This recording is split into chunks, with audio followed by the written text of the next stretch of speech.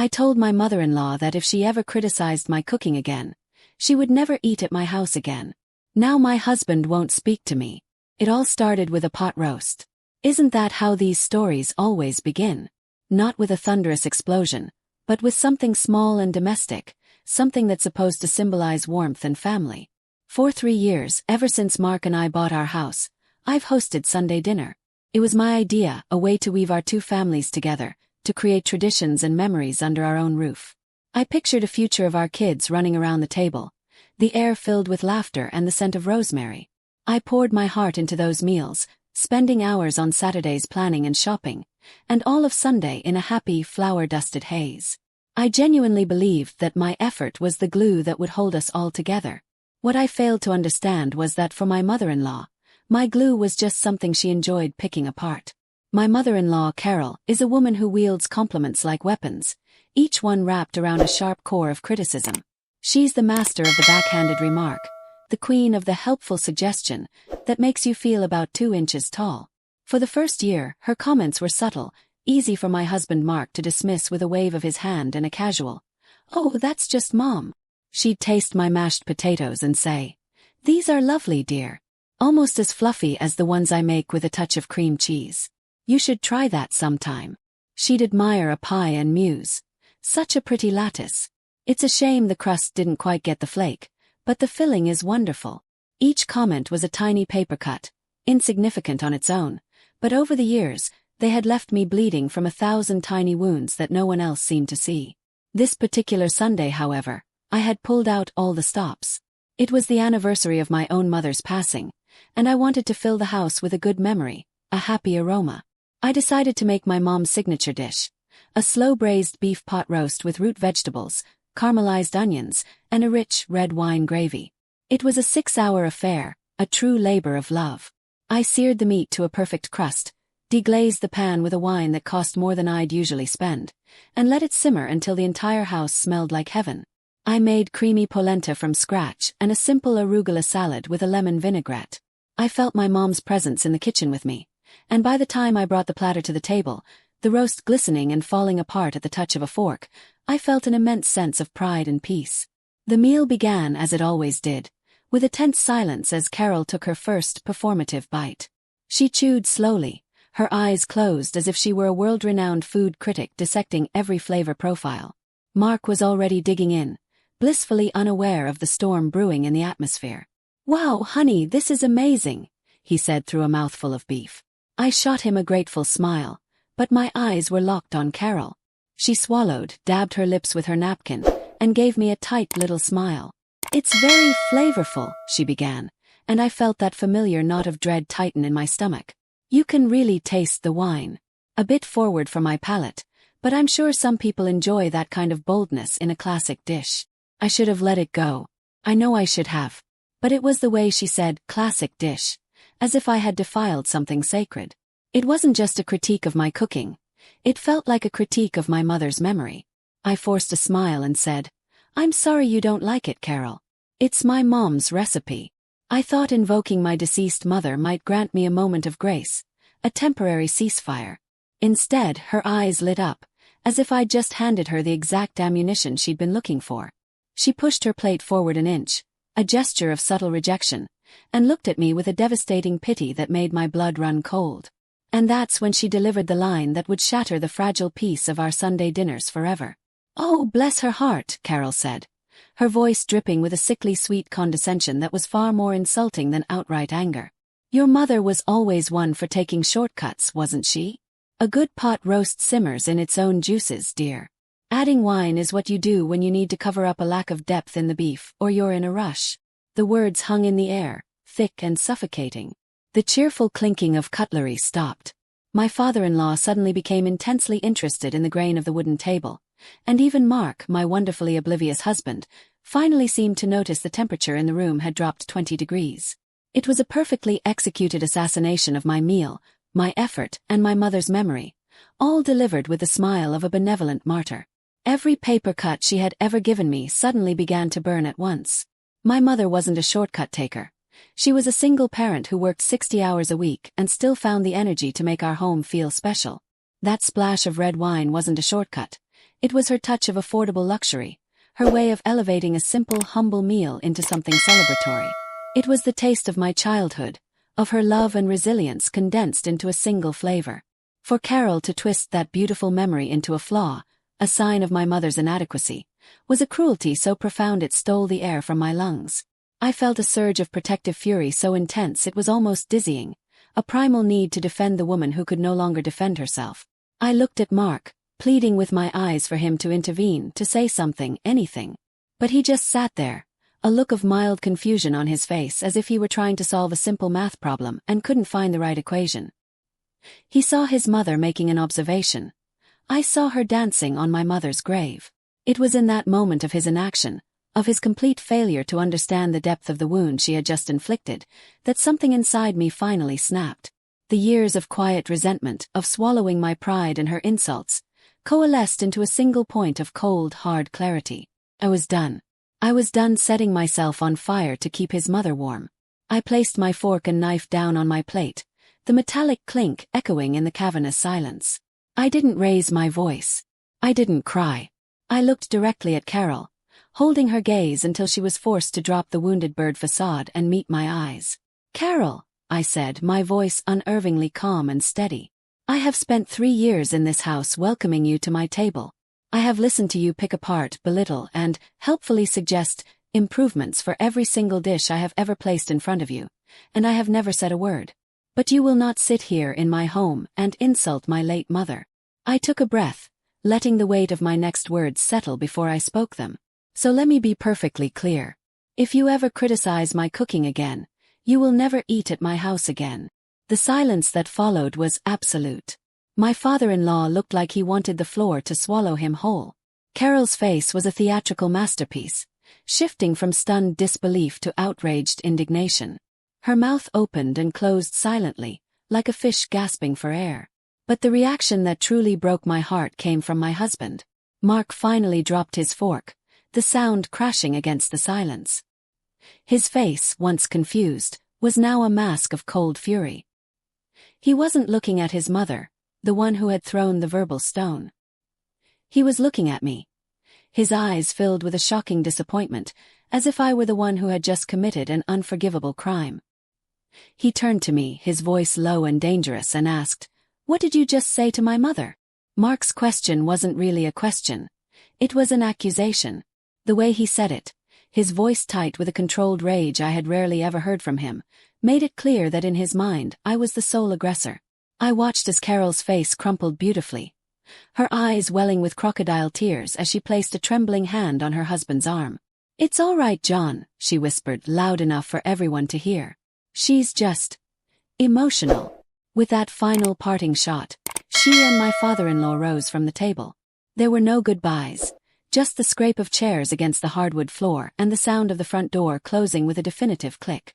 We were left alone in the wreckage of my perfectly planned Sunday dinner, the glorious pot roast sitting uneaten and growing cold between us.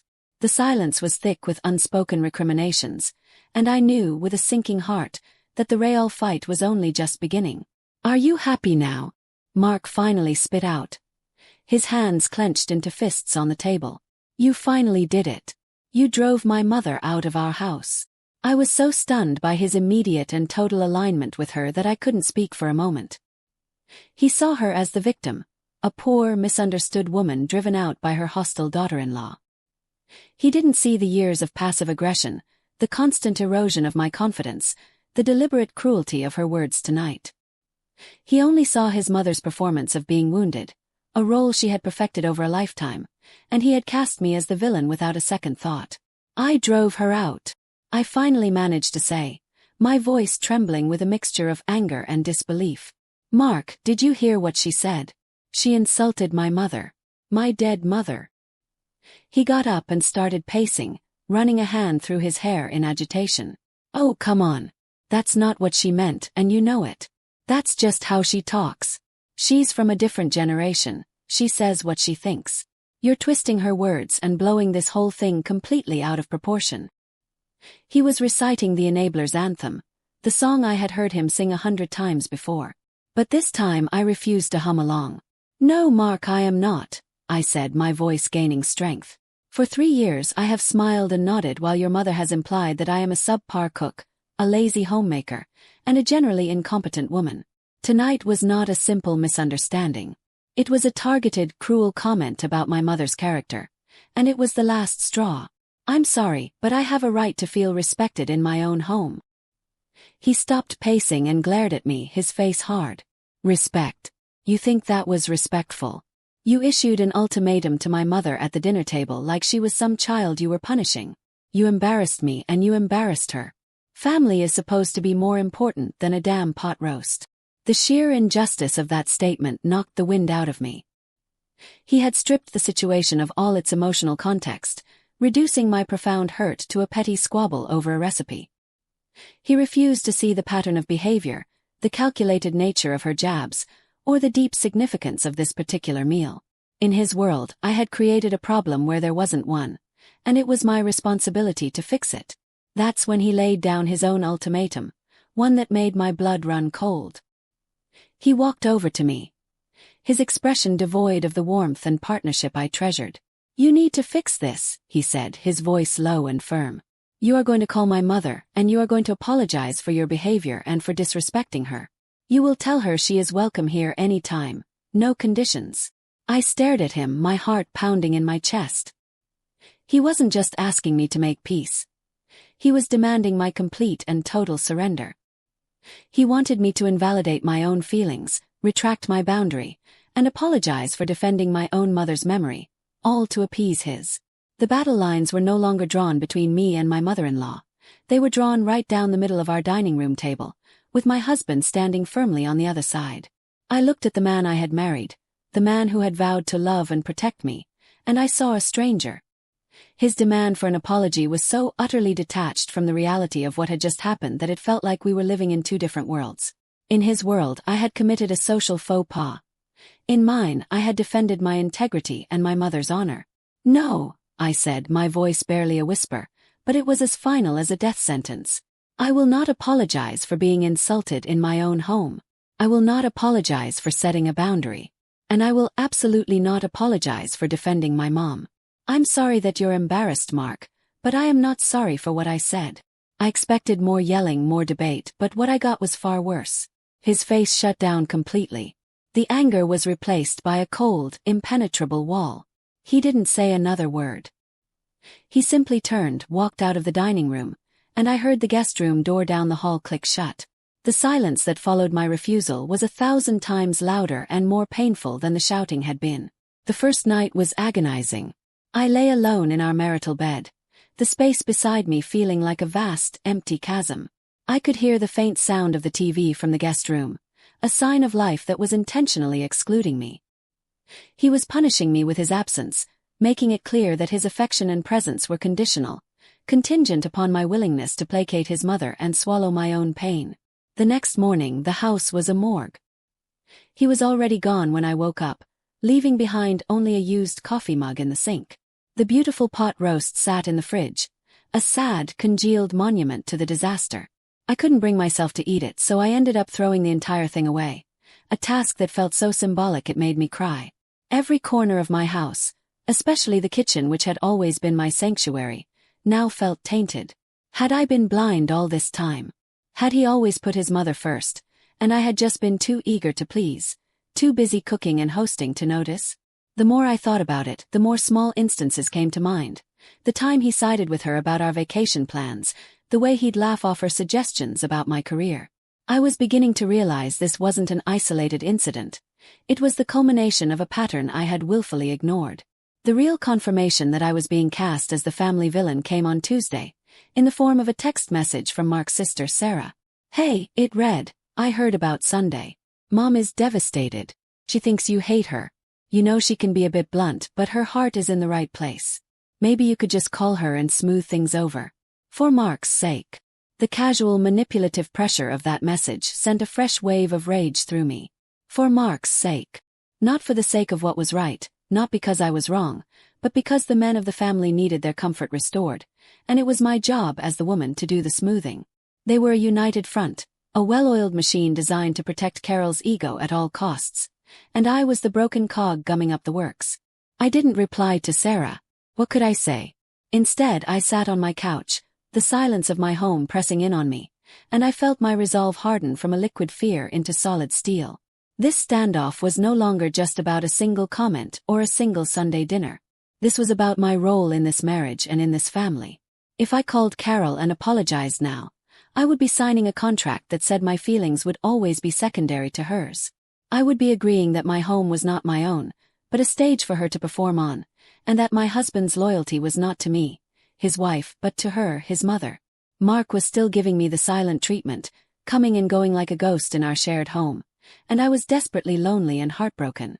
But I was beginning to understand that surrendering now would be a fate far worse than being alone. The silence stretched for a full week, and with each passing day, it took on a new, more malevolent texture. It was no longer a passive absence of sound but an active, suffocating presence in our home. We moved around each other like ghosts, communicating only through necessities written on a notepad on the kitchen counter. Need milk? Took out the trash. He continued to sleep in the guest room, and the sound of that door closing each night was a fresh stab to my heart. I started to wonder if this was it. Was this how my marriage was going to die? Not in a fiery explosion of rage, but in a slow, cold, silent freeze-out over a pot roast and a mother's wounded pride. I was heartbroken and lonely, but the thought of picking up the phone to apologize to Carol felt like a betrayal of myself, a price too high to pay even for peace in my own home. The confrontation finally happened on a Saturday morning, exactly 1 week after the disastrous dinner. I was standing in the kitchen, staring at the empty space on the counter where the notepad had been, when Mark walked in. He looked exhausted, with dark circles under his eyes that mirrored my own. He leaned against the opposite counter, crossing his arms, a clear barrier between us.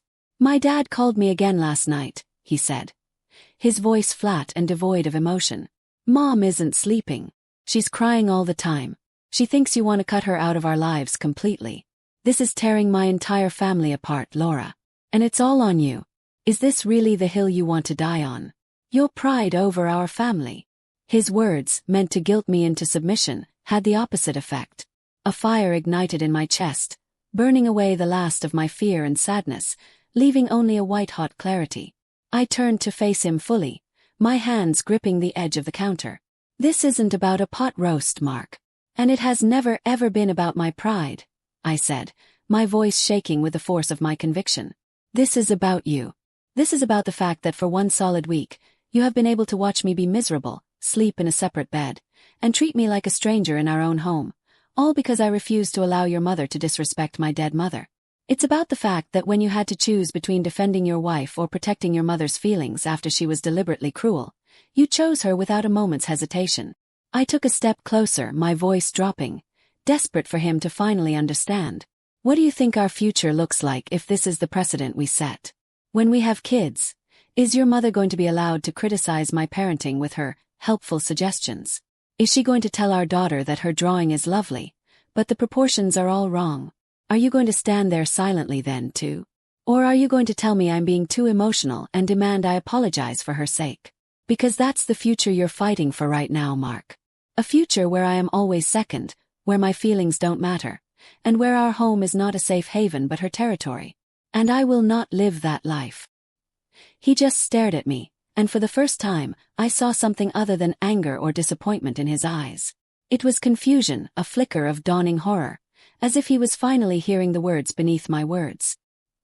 He looked around our kitchen, at the home I had so lovingly built for us, and the cold certainty on his face finally cracked. He didn't have a rebuttal. He didn't have an argument.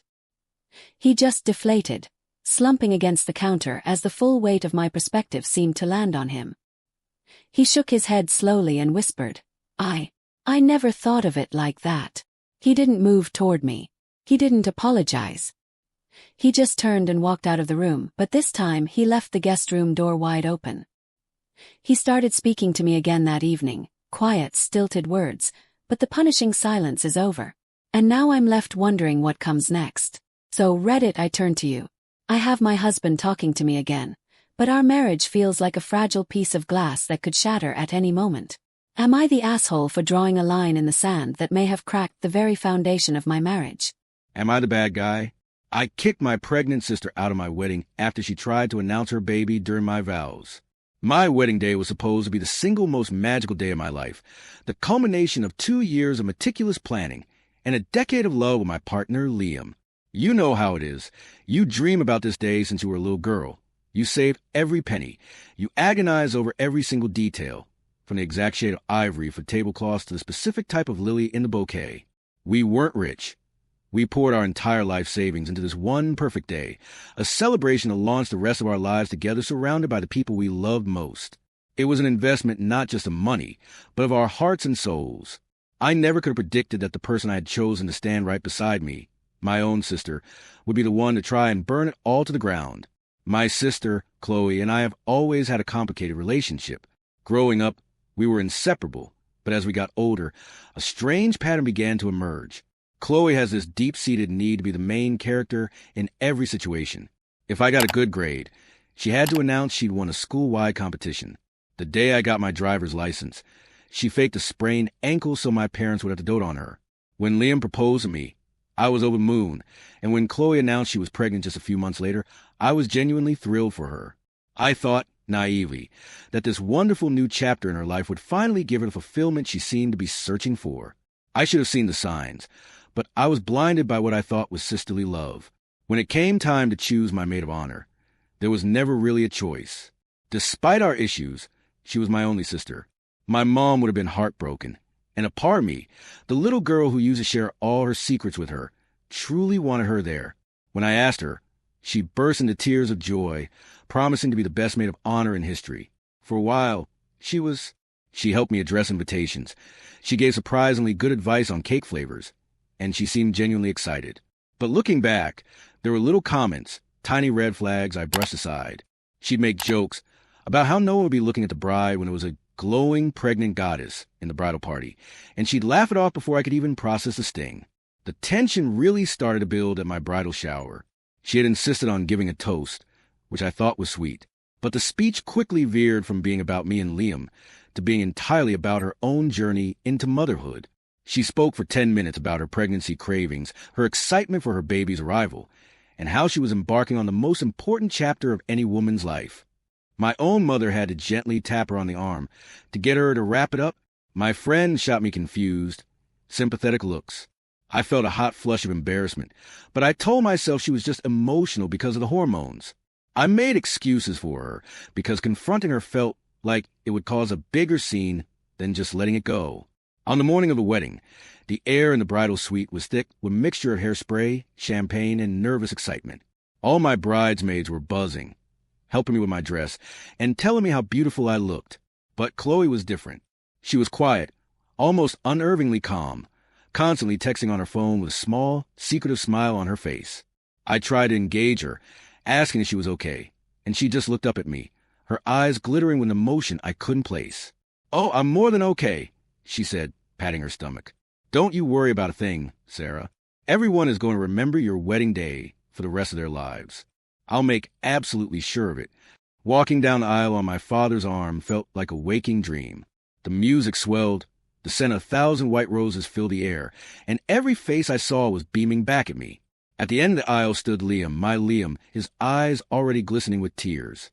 In that moment, all the stress, all the family drama, all the little anxieties melted away. There was only him. This was it. This was the moment everything had been leading up to, the pinnacle of our love story. As I stood next to him, I glanced over at Chloe, my maid of honor, and expected to see a reflection of my own joy. Instead, I saw her scanning the crowd, her hand resting protectively, almost performatively, on her baby bump. A flicker of unease went through me, but I pushed it down. This was my day, and I wouldn't let anything spoil it. The officiant began the ceremony, his voice warm and steady, but I couldn't shake the feeling that something was off. Out of the corner of my eye, I saw Chloe shift her weight from foot to foot, her floral bouquet trembling ever so slightly in her hands. She wasn't looking at us. She was looking at our wedding photographer, then back at the guests, almost as if she was gauging the audience's attention. Liam squeezed my hand, a silent question in his touch, and I gave him a tiny, reassuring smile. I told myself it was just pregnancy jitters, that she probably needed to use the restroom. It's astonishing, isn't it? How many excuses you can make for someone you love, even when your gut is screaming that something is terribly wrong. Liam read his vows first, and they were everything I'd ever dreamed of. He spoke of the day we met, of how my laugh was his favorite sound, and how he promised to be my partner, my champion, and my home for all of his days. The entire garden was silent, punctuated only by the soft sniffles of our family and friends. I was so full of love, I felt like I could burst. This was the sanctity of marriage, a sacred promise being made between two people, witnessed by everyone we held dear.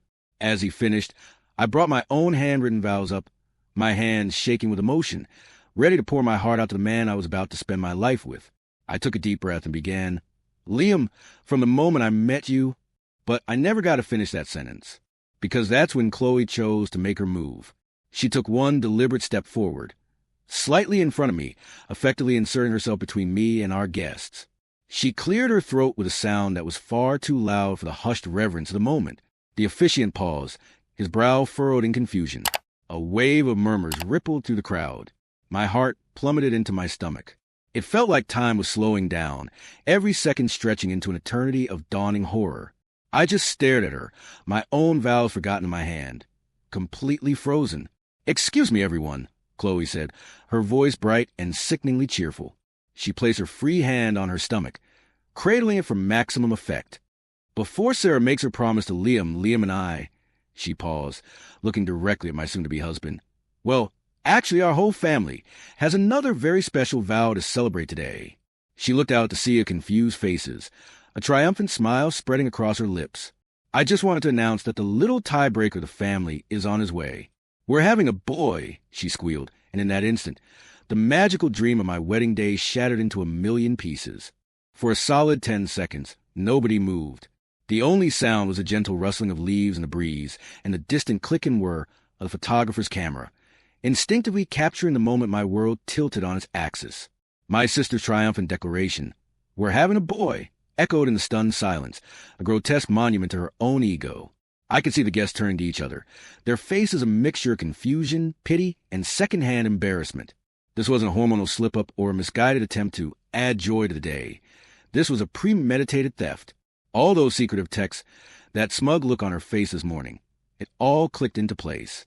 This was a hostile takeover of the most important moment of my life, and she had planned it down to the second.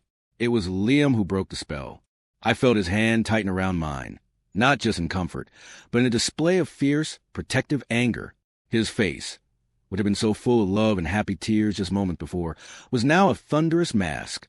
He took a half step in front of me, subtly shielding me from her, and looked directly at Chloe. His voice wasn't loud, but it cut through the murmuring crowd like a shard of ice. "What in the world do you think you're doing?" he asked, each word dripping with disbelief. Chloe actually recoiled, her smile faltering for the first time. I was just sharing our happy news," she stammered, looking to our parents for support. But my mother was just staring at her, her face ashen with horror. Something inside me didn't just break. It solidified into steel. Every late night spent addressing envelopes. Every dollar we scrimped and saved, every ounce of love and hope I had poured into this single day surged through me as pure, unadulterated rage. I thought of the sanctity of the vows I was about to make, the promise to my partner that she had just trampled over with her desperate need for attention. This wasn't just a social faux pas. It was a fundamental violation, a betrayal so deep it felt like a physical blow. She would not win. She would not be the main character of my wedding day. I was done making excuses for her. I turned my body to face her fully, my beautiful white dress swishing around me. My voice was eerily calm, devoid of the tears and hysterics she was probably expecting. "Get out," I said. Chloe's jaw dropped. "What? Sarah, don't be so dramatic. People are happy for us," she pleaded, her voice starting to rise. "No," I said, my own voice getting stronger. "People are here for me and Liam. They are here to witness our vows, which you just interrupted to make a spectacle of yourself. You have disrespected me. You have disrespected Liam, and you have disrespected our marriage before it has even begun. So I will say it one more time. Get out." My father, bless his heart, seemed to snap out of his shock. He stood up in the front row and walked towards us, his expression grim. Liam's best man, Mike, was right behind him. Chloe began to cry, real tears this time, but they didn't look like tears of remorse. They looked like the tears of a child who had been caught and was now being denied her prize. "You're ruining your own wedding," she sobbed as my dad gently but firmly took her by the arm. "No, Chloe," I said, my eyes locking with hers one last time. You already tried to do that. I'm just cleaning up the mess. We stood there, my vows still crumpled in my fist, in the wreckage of what was supposed to be our perfect beginning, and I had no idea if we could even pick up the pieces. Watching my own father and Liam's best man escort my sobbing sister down the aisle, the very same aisle I had just floated down in a state of bliss, was one of the most surreal and painful moments of my life.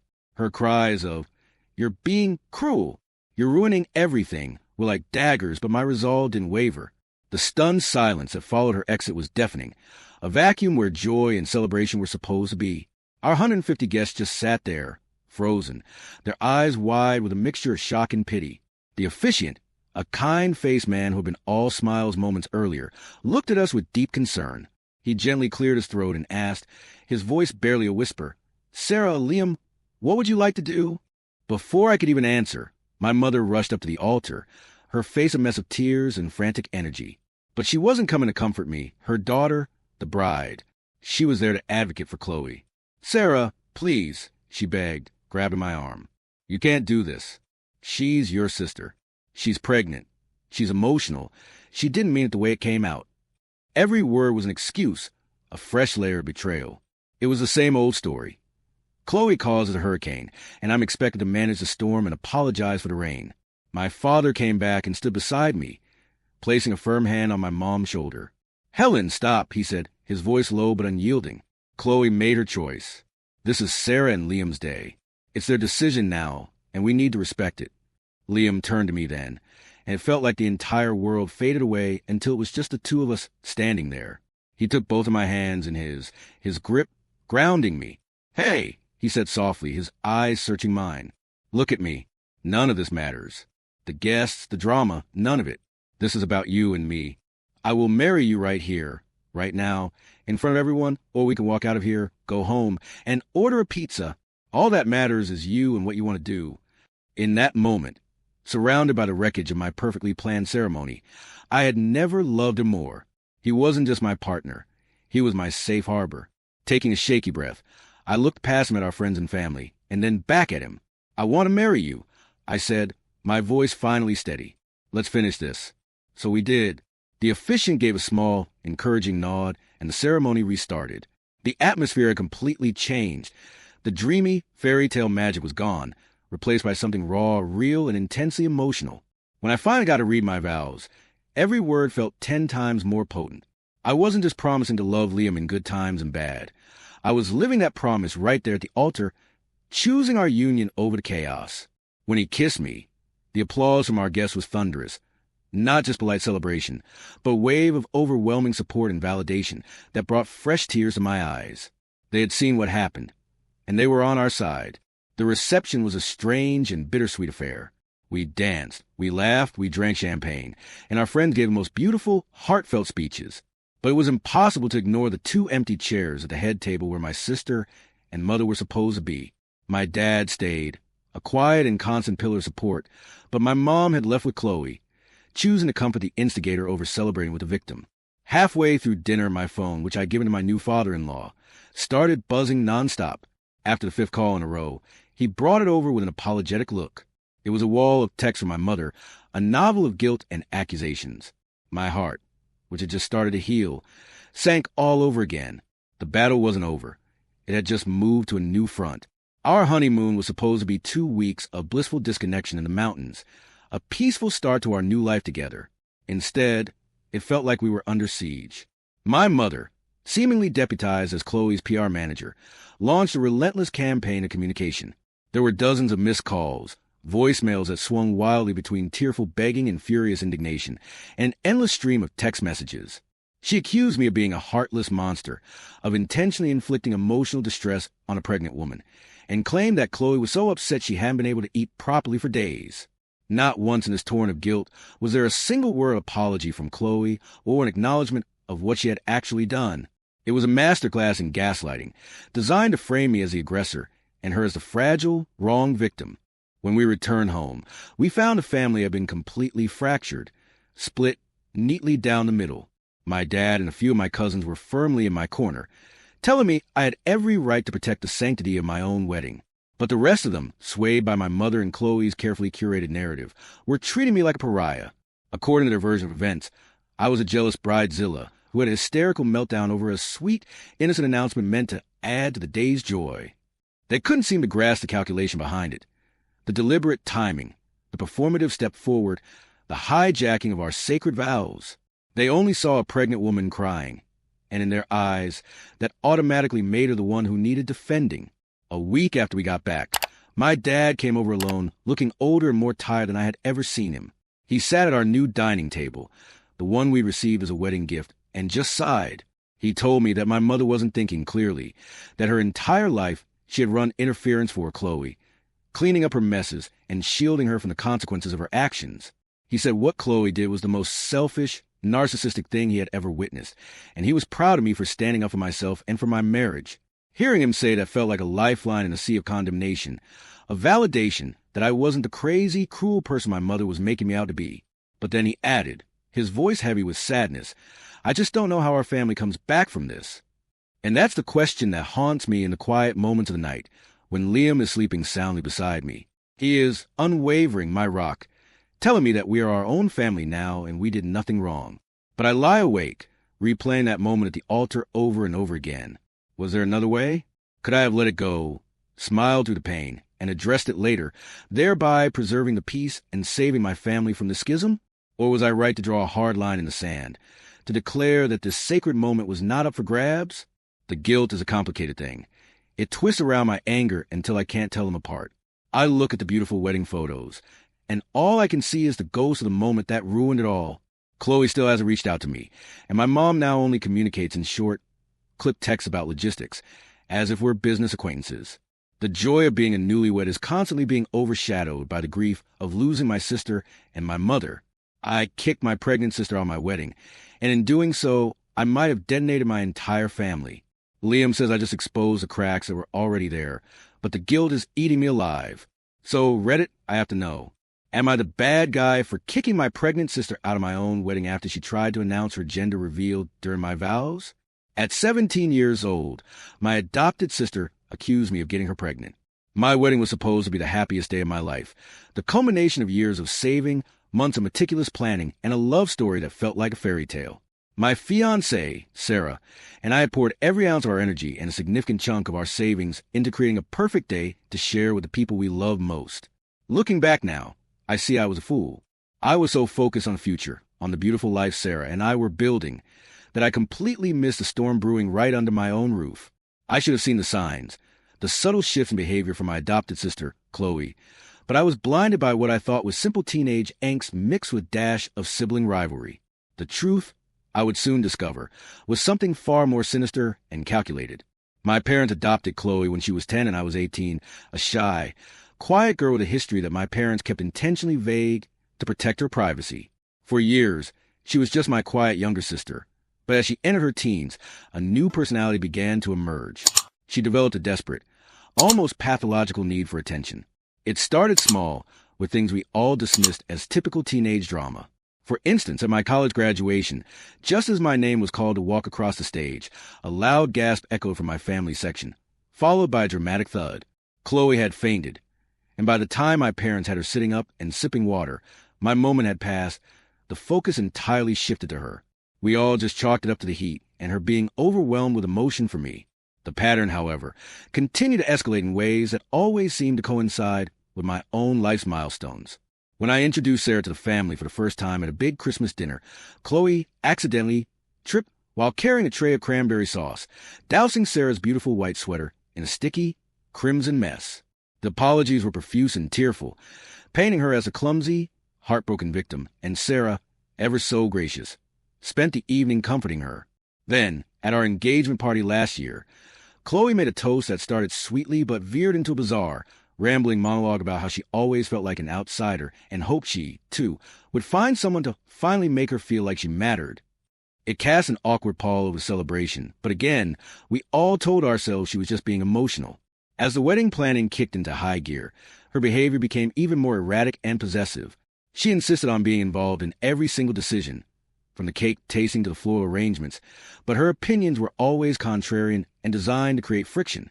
If Sarah loved lilies, Chloe would suddenly claim to have a severe, life-threatening lily allergy that had never once been mentioned in the 7 years she'd lived with us.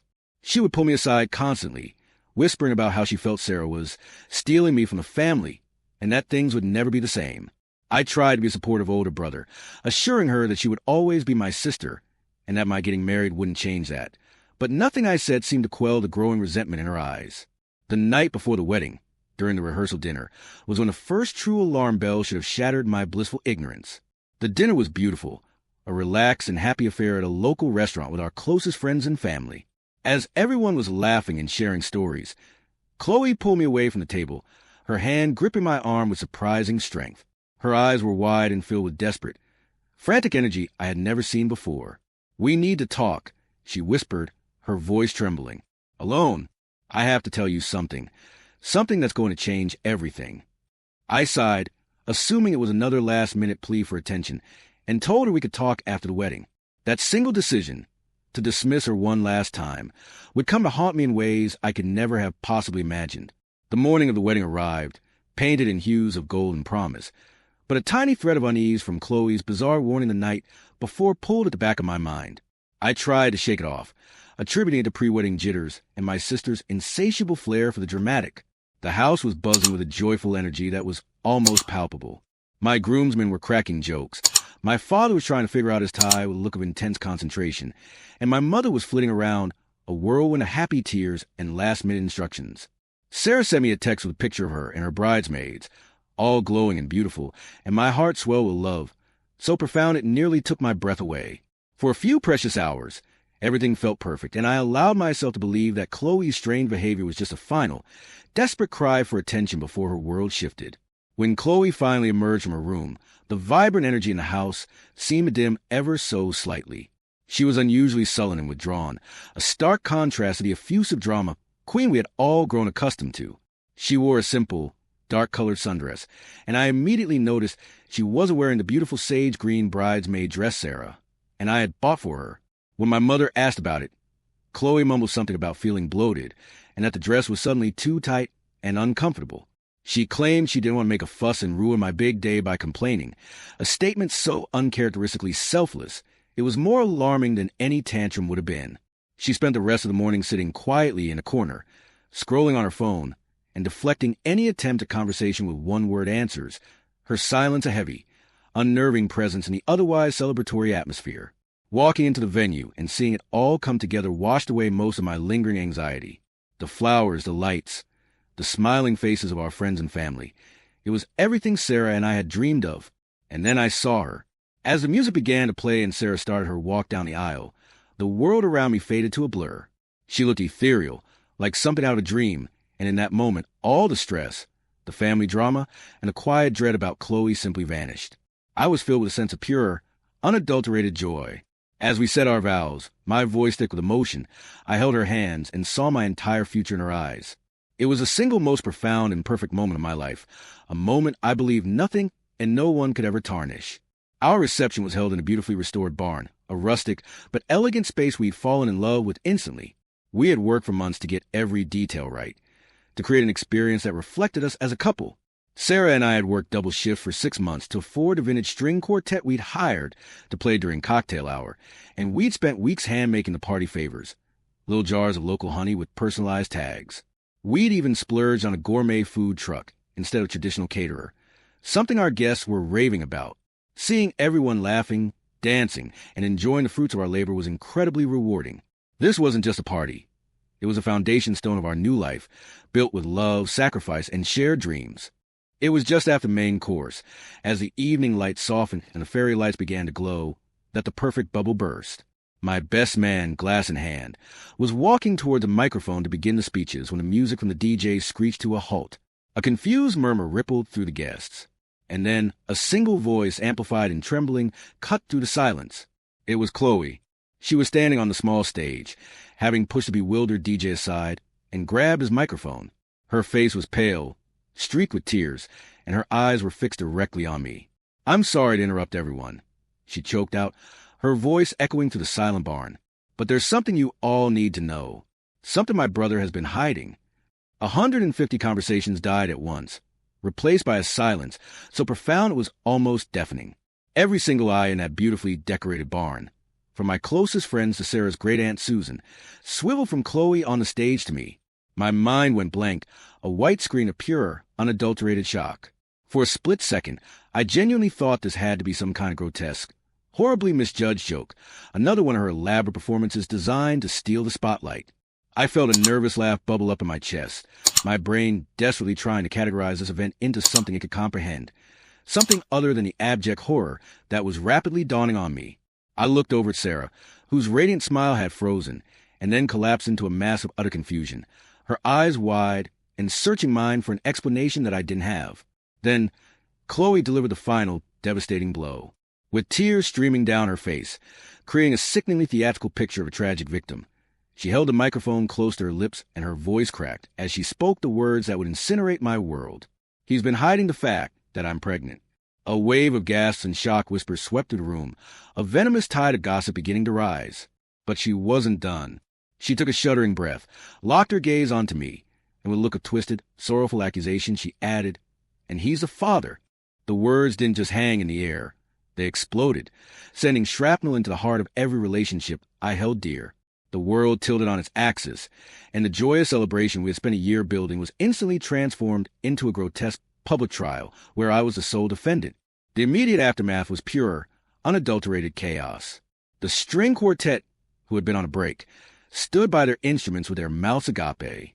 Guests were openly staring, pointing, and whispering to each other, their faces a mixture of morbid curiosity and disgust. My father, a man I had never seen lose his composure, shot up from his chair with a look of thunderous rage, his face turning a dark, alarming shade of red. My mother let out a small, strangled sob and buried her face in her hands. Sarah, my beautiful, perfect bride, simply stood there, rooted to the spot beside me, her hand still loosely linked with mine, but feeling a million miles away. She looked at me, then at Chloe, then back at me, her expression a heartbreaking kaleidoscope of disbelief, hurt, and a flicker of a question that I never, ever wanted to see in her eyes. I finally found my feet, a primal roar of denial clawing its way up my throat. "What? Chloe, what are you talking about? That's insane. That is a lie." My voice was hoarse, cracking with a mixture of fury and panic. I started moving toward the stage, my only coherent thought being to get the microphone out of her hand and end this nightmare, but my best man grabbed my arm, holding me back. "Don't," he hissed. "Don't make a scene." But the scene had already been made. Chloe saw my reaction and seemed to feed on it, her sobs growing louder and more convincing. "He's trying to deny it," she cried into the mic. "He told me he loved me. He said we would figure it all out after the wedding, that he wouldn't abandon me and our baby, but he's a liar." My mother, finally snapping out her stupor, rushed towards the stage, her arms outstretched as if to shield the audience from her daughter's toxic performance. "Chloe, sweetheart, get down from there," she pleaded, her voice trembling. "Let's go talk about this in private. You're not well." This only added fuel to the fire, painting Chloe as a hysterical, unstable girl being silenced, which to many onlookers only made her story seem more credible. The DJ, looking terrified, finally had the sense to cut the power to the microphone, but it was too late. The damage was done. The accusation had been made. The poison had been released into the air, and my perfect wedding day was now the scene of crime, with my reputation, my marriage, and my family as the casualties. In the ringing silence that followed, the destruction was absolute. Our perfect wedding, the one we had poured our hearts and life savings into, died right there on the dance floor. It was a slow, agonizing death. People started leaving, not in a rush, but in a quiet, awkward procession of averted eyes and whispered apologies. They wouldn't look at me. They'd give a pitying glance to Sarah, a sympathetic pat on my mother's arm, and then scurry out into the night, eager to escape the toxic fallout. My wife of less than 2 hours stood beside me, her hand having slipped from mine. Her face was a blank canvas of shock, and I knew that behind her eyes, a war was being waged. I turned to her, grabbing her hands, my voice desperate. "Sarah, you have to know this is a lie. A sick, twisted lie. I would never, ever do that. You know me." She just stared at me, her lips parted slightly, and whispered a single, devastating word. "Why?" My parents finally managed to get Chloe off the stage and hustled her into a small office adjacent to the main hall, away from the prying eyes of the few remaining guests. My father was a man possessed, his face purple with rage I had only seen a handful of times in my life, while my mother was desperately trying to keep the peace, her mantra constant trembling. Not here, not now. We will sort this out at home. I followed them into the room, the door clicking shut behind me, sealing the four of us in a pressure cooker of accusation and betrayal. The fury I felt was so potent, so pure, it was like a physical force. I looked at Chloe, who was now sitting in a chair, feigning exhaustion, the picture of a wronged waif. The theatrical tears were gone, replaced by a sullen, defiant glare. The conversation that followed was the most surreal and maddening experience of my entire life. I demanded an explanation, my voice escalating with every denial she met with a cold, simple statement. Why are you doing this to me? To us. I pleaded, gesturing wildly around the room, at the remnants of my ruined wedding. She just shrugged, not even looking at me, and said to my mother, I couldn't live with the guilt anymore. He promised he'd take care of us. My father exploded, shouting at both of us, his anger not picking a side but rather directed at the sheer existence of the situation.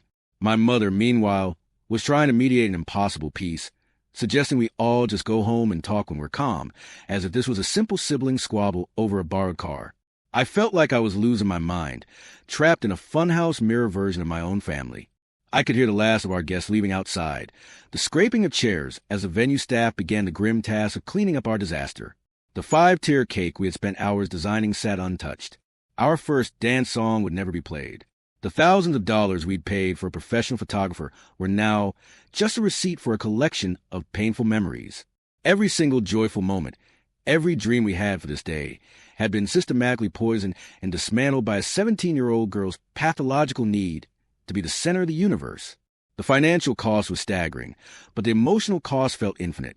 It was in that suffocating little office, listening to my mother's placating nonsense and my sister's monstrous lies, that a cold, hard clarity cut through my rage. This couldn't be handled at home. This wasn't something that time would heal or a family discussion could smooth over.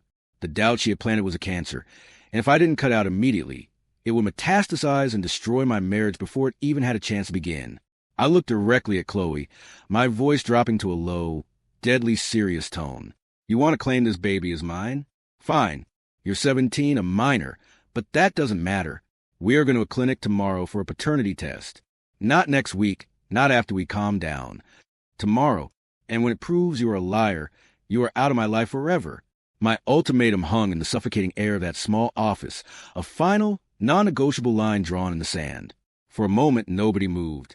Chloe's sullen expression flickered with the first real flash of panic I had seen all night, a deer-in-the-headlights look that was gone as quickly as it appeared.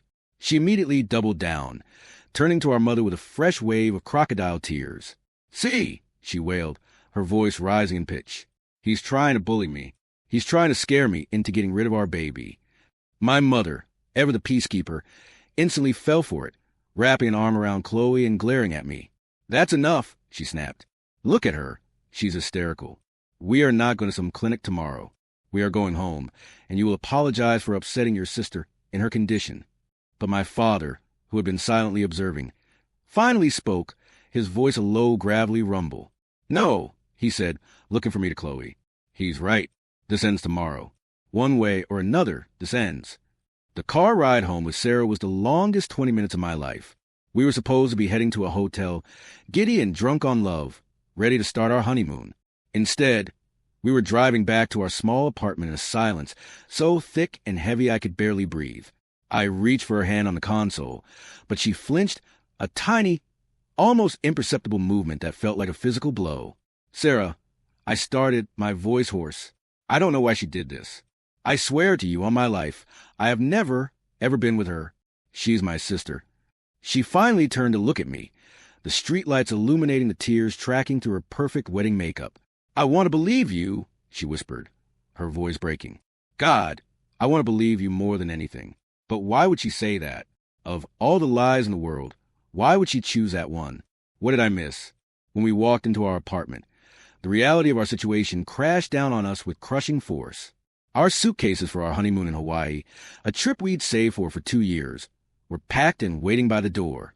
On the kitchen counter was a bottle of champagne and 2 glasses, a gift from our realtor. Sarah walked over to the closet where she had hung her wedding dress and just stared at it for a long moment before she finally broke. sinking to the floor in a heap of white tulle and uncontrollable sobs. I knelt beside her, wrapping my arms around her, feeling completely and utterly helpless. All the joy, all the hope, all the promise of this day had been stolen from us and replaced with this ugly, gut-wrenching grief. It was in that moment, holding my weeping wife in my arms, that my resolve hardened from steel into diamond. I wasn't just doing this in my own name anymore. I was doing this to reclaim the life that had been so viciously ripped away from us. The next morning, I was up at dawn. I didn't sleep a wink. I found a 24-hour clinic that did express DNA testing and booked an appointment for 10 o'clock. Then I called my parents' house. My mother answered and immediately started in with a litany of reasons why today was a bad idea. Chloe was feeling sick. She was under too much stress. This was cruel and unusual. I cut her off. Is Dad there? I asked, my voice flat and devoid of emotion. When he got on the line, I told him the time and address of the appointment. I will be there with Sarah. I said, you will bring Chloe. If you don't, you will never see or hear from me again. There was a long pause on the other end of the line, and then he just said, we'll be there. Less than an hour later, my phone rang again. It was my father. He sounded exhausted, completely defeated. We're not coming, he said. My blood ran cold, a fresh wave of rage and betrayal washing over me. Before I could explode, he continued, his voice barely a whisper. She won't come. She locked herself in her room. Says the stress could cause a miscarriage. She was screaming and throwing things. He paused, and I heard him take a deep, ragged breath, the sound of man's world cracking at the seams. So I broke down the door. I told her that was fine, because she was packing her bags and getting out of my house today, pregnant or not. There was another pause, longer this time. Then came the words that were both a relief and a condemnation. She confessed, son. It was all a lie. She's not even pregnant. The confession my father relayed over phone didn't bring the explosion of triumphant relief I had expected. Instead, a profound, hollow emptiness settled in my chest. I hung up and turned to Sarah, who had been watching me, her entire body tensed. It was a lie, I said, my voice sounding distant to my own ears. She's not pregnant. She made it all up. Sarah didn't cheer or shout. She just crumpled, her body folding on itself as a year's worth of stress and a day's worth of absolute terror finally broke through her shock. The sobs that racked her body weren't loud or hysterical. They were quiet, ragged, and utterly broken. We didn't celebrate our vindication. We simply held each other in the ruins of our living room, two survivors on a piece of driftwood, with the ghosts of our perfect wedding days swirling around us. The truth hadn't set us free. It had just confirmed the depth of the betrayal. That evening, I went to my parents' house alone. Sarah couldn't face them, and I didn't blame her. I found Chloe sitting on the living room sofa, staring blankly at the television, her bags packed and sitting by the front door. She wasn't crying anymore. She looked small, sullen, and pathetic. My mother was hovering nearby, her face puffy and red, while my father stood by the window, his back to the room. I walked over and stood in front of Chloe until she finally looked up at me. There was only one question I needed an answer to. Why? I asked, my voice dangerously calm. She just shrugged. I don't know, she mumbled. I saw you so happy with Sarah, and it felt like you were leaving me. I thought if I made you need me, if I made things messy, you wouldn't be able to go. It was the most selfish, twisted, and pathetic reasoning I had ever heard. There was no remorse, only a self-centered explanation for her cruelty. Looking at her then, I didn't feel rage or even pity. I felt nothing. She was a stranger to me, a black hole that had tried to swallow my happiness whole. I turned to my parents and laid out my terms, the words coming out cold and final. We lost over $30,000 on that wedding. I began, my voice steely. But that's just money. She humiliated my wife. She tried to destroy my marriage before it even began. She made our families and friends believe I was a monster. This isn't a cry for help that you can fix with therapy and understanding. This was a calculated act of evil. I took a deep breath, solidifying my decision. I am pressing charges for defamation. Furthermore, she is no longer my sister. As of this moment, I am done. I never want to see her or speak to her again for the rest of my life. My mother completely broke down, pleading with me through a storm of tears. You can't mean that. She's your sister. She's only 17. She's a troubled child. She doesn't know what she's doing. You'll ruin her future. You'll destroy this family. Her words, which once would have filled me with guilt, now sounded like excuses, like apologies for a monster. My father, however, slowly turned from a window. He looked ancient, as if he had aged a decade in a single day.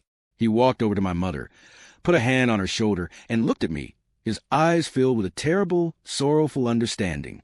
"Let him go," he said quietly to her. "She made her choice. Now he has to make his." He knew. He had seen the malice in Chloe's eyes, too, and he knew that some things, once broken, could never be put back together. My wife and I are now in counseling, trying to navigate the complex trauma of what should have been the happiest day of our lives. The legal proceedings have started, and the family is shattered. My mother calls me daily, begging me to stop, to forgive, to be the bigger person. She accuses me of being cruel and vindictive, of tearing our family apart over a teenager's mistake. My father is quietly supporting my decision, but our relationship is strained and heavy with grief. We're trying to heal, but I know that to fully do so, I have to completely excise the cancer that is Chloe from my life, no matter the consequences for the rest of my family. So, Reddit, AITA for pressing charges against my 17-year-old adopted sister and cutting off all contact after she falsely accused me of getting her pregnant to ruin my wedding. At 17, my adopted sister accused me of getting her pregnant. My family disowned me, my girlfriend dumped me, and I disappeared. 10 years later, the truth came out. Before everything fell apart, my life was the kind you see in commercials for orange juice or family cars. I was 17, a senior in high school with a clear path laid out in front of me. My grades were good enough for an engineering scholarship, and I spent my weekends tinkering with old engines in the garage with my dad. My mom would bring us lemonade, smiling at the grease on our faces. I had a girlfriend, Sarah, who I had been with since freshman year. We were that couple, the one everyone assumed would get married and have a perfect suburban life. My world was small, safe, and predictable. It was built on a foundation of trust and love that I thought was unbreakable, a fortress of family and future that I believed would stand forever. My sister, Chloe, was the only variable in our otherwise perfect equation. My parents adopted her when she was 14, 3 years before the chaos started. She came from a difficult background, a series of foster homes that had left her quiet and watchful. We all tried our best to make her feel like part of the family.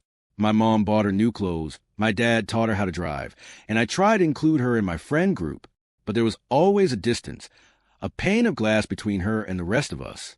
She would watch our easy interactions with an expression I could never quite read. Sometimes I thought it was sadness, other times it looked more like jealousy. She craved attention, and when she did not get it, she would retreat into a sullen silence that could last for days.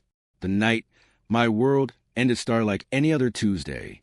We were all sitting around the dinner table, passing around a bowl of spaghetti.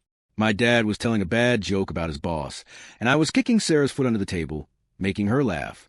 Chloe was unusually quiet, pushing her food around her plate. Suddenly, she dropped her fork with a loud clatter. All of us stopped and looked at her. Her eyes were filled with tears, her lower lip trembling. My mom immediately went into comfort mode, asking her what was wrong. Chloe took a deep, shaky breath, looked directly at my parents, and said the words that would become my prison sentence. She said she was pregnant. The silence that followed was heavy and absolute, broken only by my mother's soft gasp. My father's face went pale, his jaw tightening as he stared at Chloe, then at me.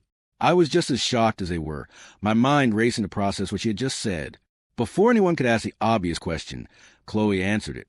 Her voice was barely a whisper, but it cut through the room like a razor. She looked at me, her face a mask of fake fear and sorrow, and pointed a trembling finger. She told them it was my baby. She told them that I had hurt her, that I had forced her, and that I had threatened her to keep it a secret.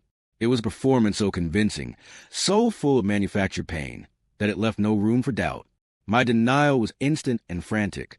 I told them she was lying, that I would never do something so monstrous, that I loved her like a sister.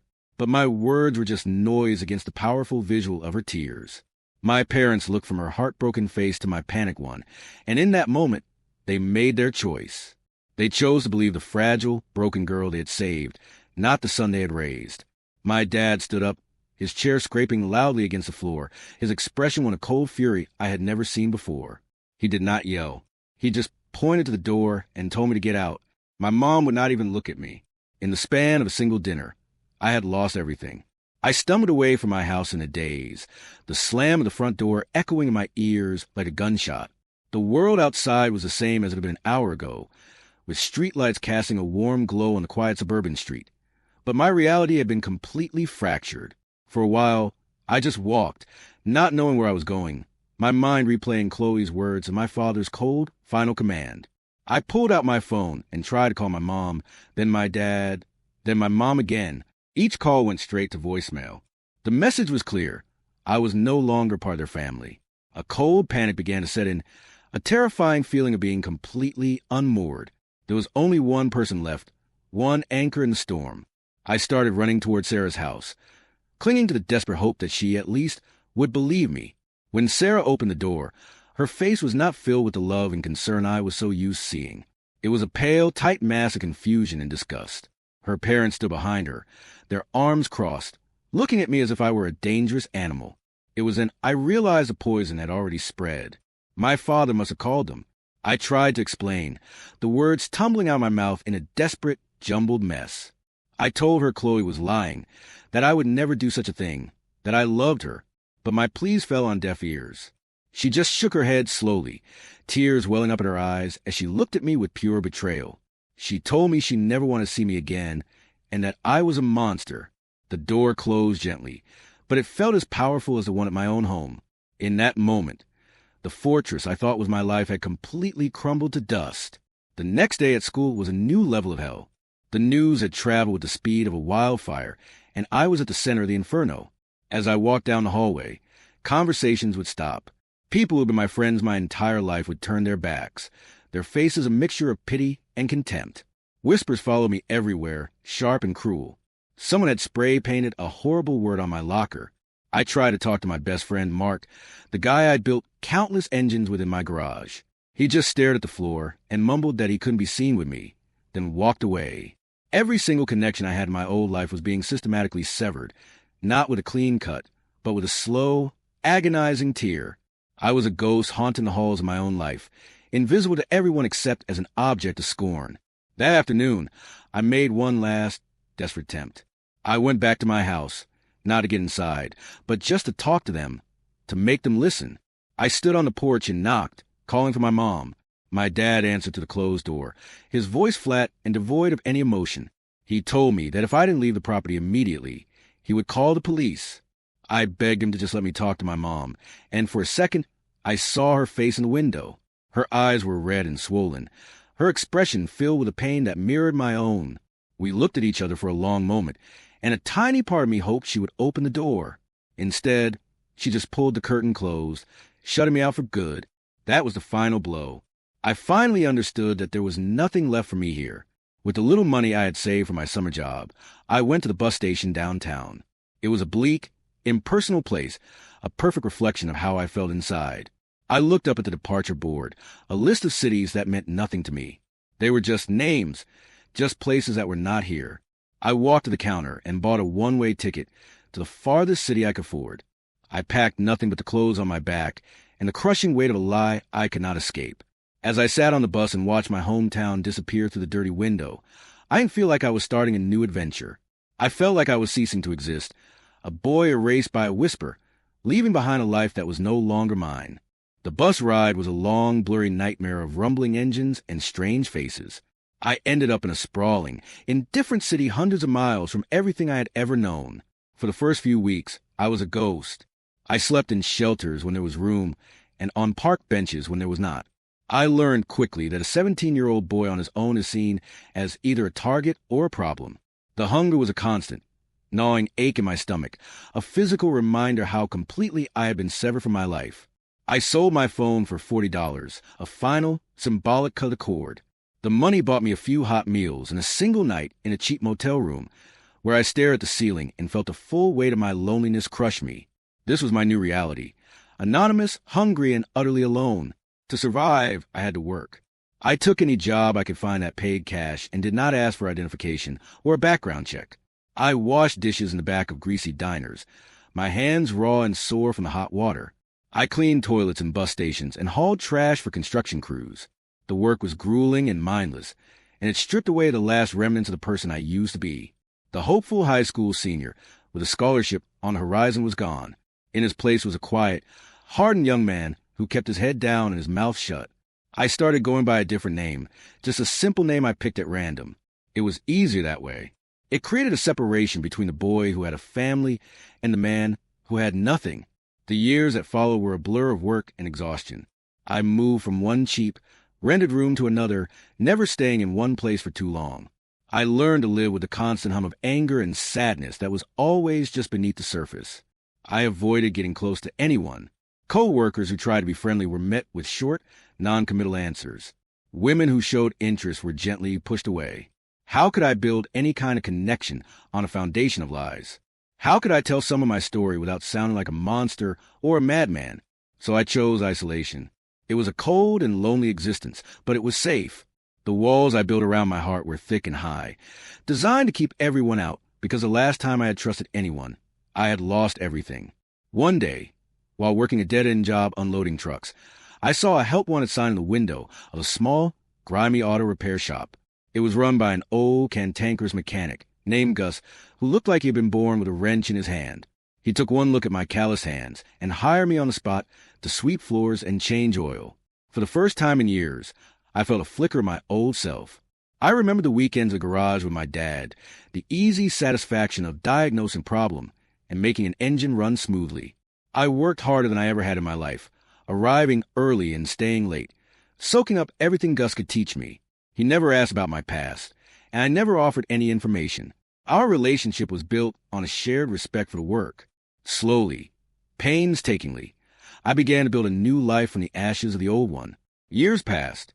I went from sweeping floors to rebuilding transmissions. I saved every dollar I could, living a simple life with no luxuries. When Gus decided to retire, he offered to sell the shop to me, letting me pay him back in installments. By the time I was 27, I was the owner of my own small business. I had a reputation for being an honest and skilled mechanic. I had an apartment, a truck, and a life I had constructed with my own two hands. I was a success by any reasonable measure. But every night, when I locked up the shop and went home to my empty apartment, the silence would close in, and I would be that 17-year-old boy all over again, standing on a porch, locked out his own life. It was a Tuesday, a decade after my life had been stolen. Like most of my days, it was governed by a predictable rhythm. I opened the garage at 7, the smell of grease and gasoline a familiar comfort. I spent the morning replacing a worn-out clutch on a pickup truck, my hands moving with the easy confidence that comes from years of repetition. I ate my lunch alone on an overturned bucket, watching cars pass by on the busy street. This was the life I had built. It was a simple, solitary existence, defined by the tangible problems of engines and the quiet satisfaction of fixing what was broken. I had a routine, I had control, and I had a thick wall of scar tissue over the wounds of the past. I thought that wall was impenetrable. I was wrong. She walked into the garage in the middle of the afternoon, a hesitant figure silhouetted against the bright sunlight. I looked up from under the hood of a car, annoyed by the interruption. I was about to tell her we were booked for the week when my brain finally processed who I was looking at. It was my mother. She was older, of course, with more gray in her hair and deep lines of worry etched around her eyes and mouth. She looked tired, fragile, and terrified. For a moment, my heart stopped beating. Then, a cold, hard rage I had not allowed myself to feel in years washed over me. All the nights spent hungry, all the lonely holidays, all the times I had flinched away from human connection flashed through my mind. I put my wrench down slowly and wiped my hands on a rag, my face a mask of cold indifference. I told her she was at the wrong place, and that she needed to leave. My voice was flat and dead, the voice of a stranger, but she did not move. Instead, tears started to stream down her face, silent and steady. She took a shaky step forward, her hands clasped in front of her as if in prayer. She started talking, her words a desperate, jumbled plea. She told me she had been looking for me for over 2 years, hiring a private investigator, following cold trails across 3 different states. She told me my father had a heart attack last year. He survived, but the scare had shaken something loose in their world of carefully constructed denial. She said she could not live with the secret anymore, that the guilt was eating her alive. She begged me, not for forgiveness, but just for 5 minutes to tell me the truth. I leaned against the workbench, my arms crossed, a silent, unmoving judge. My mother took a deep breath, and then she told me everything. It turned out Chloe had never been pregnant with my child. The father was an older boy she had known before she came to live with us. She had been terrified of what would happen when our parents found out, and in a moment of panic desperation and cruel jealousy, she invented the lie. She had been envious of my easy life, my relationship with our parents, my future with Sarah. She wanted to hurt me, to take something from me, and she chose the most destructive lie she could imagine. The lie worked better than she could have ever dreamed, destroying not just me, but the foundation of our entire family in the process. She then told me how the truth finally came out. About 2 years ago, Chloe got into a massive, screaming fight with our father about something trivial. In a fit of rage, she threw the truth in his face, telling him he had destroyed his own son's life for nothing, that he had believed a lie because it was easier than believing in me. The confession had shattered them. According to my mother, my father had a heart attack the very next day. Chloe had since moved out, and the family was a hollowed-out shell of what it once was. As my mother finished her story, she looked at me with pleading eyes, waiting for a reaction. I felt nothing but a vast, empty coldness. The truth had finally come, but it was 10 years too late. It could not give me back my name, my youth, or the man I was supposed to become. I stood there in the grease-stained silence of my garage, listening to the story of my own destruction. When she finished, my mother just stared at me, her face wet with tears, waiting for a storm of emotion, for yelling or crying, or maybe even forgiveness. But I felt nothing like that. It was like watching a movie about someone else's life. The boy she was talking about, the one who loved his family and his girlfriend and had a bright future, was a stranger to me. I had buried him a long time ago on a cold park bench in a city he did not know. I looked at my mother, this woman who had chosen to believe a lie over her own son, and I felt only a profound and weary distance. I calmly picked up my wrench, turned back to the car I was working on, and told her that visiting hours were over. I told her I had a life here, one that she was not a part of, and that I needed her to go. That night, for the first time in 10 years, I did not sleep. I sat in the darkness of my small apartment and let the rage I had suppressed for a decade finally surface. It was a clean, white-hot fury. I was not angry at Chloe. She was a broken kid who did a broken thing. My anger was for my parents. They were the adults, the ones who were supposed to love me unconditionally, to know my character, to stand by my side. But at the first test, they had failed spectacularly. They did not just throw me out of their house. They threw me out of their hearts. They judged, convicted, and sentenced me without a trial, based on the tearful words of a girl they barely knew of a son they had raised for 17 years. The truth did not feel like a relief. It felt like an indictment of the people who were supposed to be my protectors. A week later, I drove back to my hometown. I did not do it for them. I did it for me. I walked up to the front door of the house I grew up in and knocked. My father answered. He looked old and frail, a shadow of the strong, intimidating man who had pointed me out into the street. He started crying the moment he saw me, trying to hug me, babbling apologies. I did not hug him back. I stepped inside and looked at the two of them, my mother and my father, standing in the living room that was once my home. I did not yell. I spoke in a quiet, steady voice, and I told them about the last 10 years. I told them about sleeping in parks, about the gnawing hunger, about the back-breaking jobs, the crushing loneliness, and the constant fear. I made them see the life their decision had created for me in unsparing detail. I wanted them to understand the true cost of their choice. Before I left, there was one last thing I had to do. I found Sarah. She was married now with a small child. I met her for coffee in a neutral, public place. She was nervous, her eyes full of regret. I told her the whole story, not because I wanted her back, but because I needed the last person from my old life to know the truth. I needed to reclaim my own name. She cried, apologizing over and over, saying she was young and stupid and scared. I told her I understood, and in that moment, I actually did. We were all just kids then, caught in a hurricane created by one person's lie and two people's failure to love. We said our goodbyes, two strangers who had once planned a life together, and I felt a final, heavy chain break away from my soul. I drove back to my city, to my garage, to the life I had built. Nothing on the outside had changed, but everything on the inside was different. The truth had not fixed my past, but it had unlocked my future.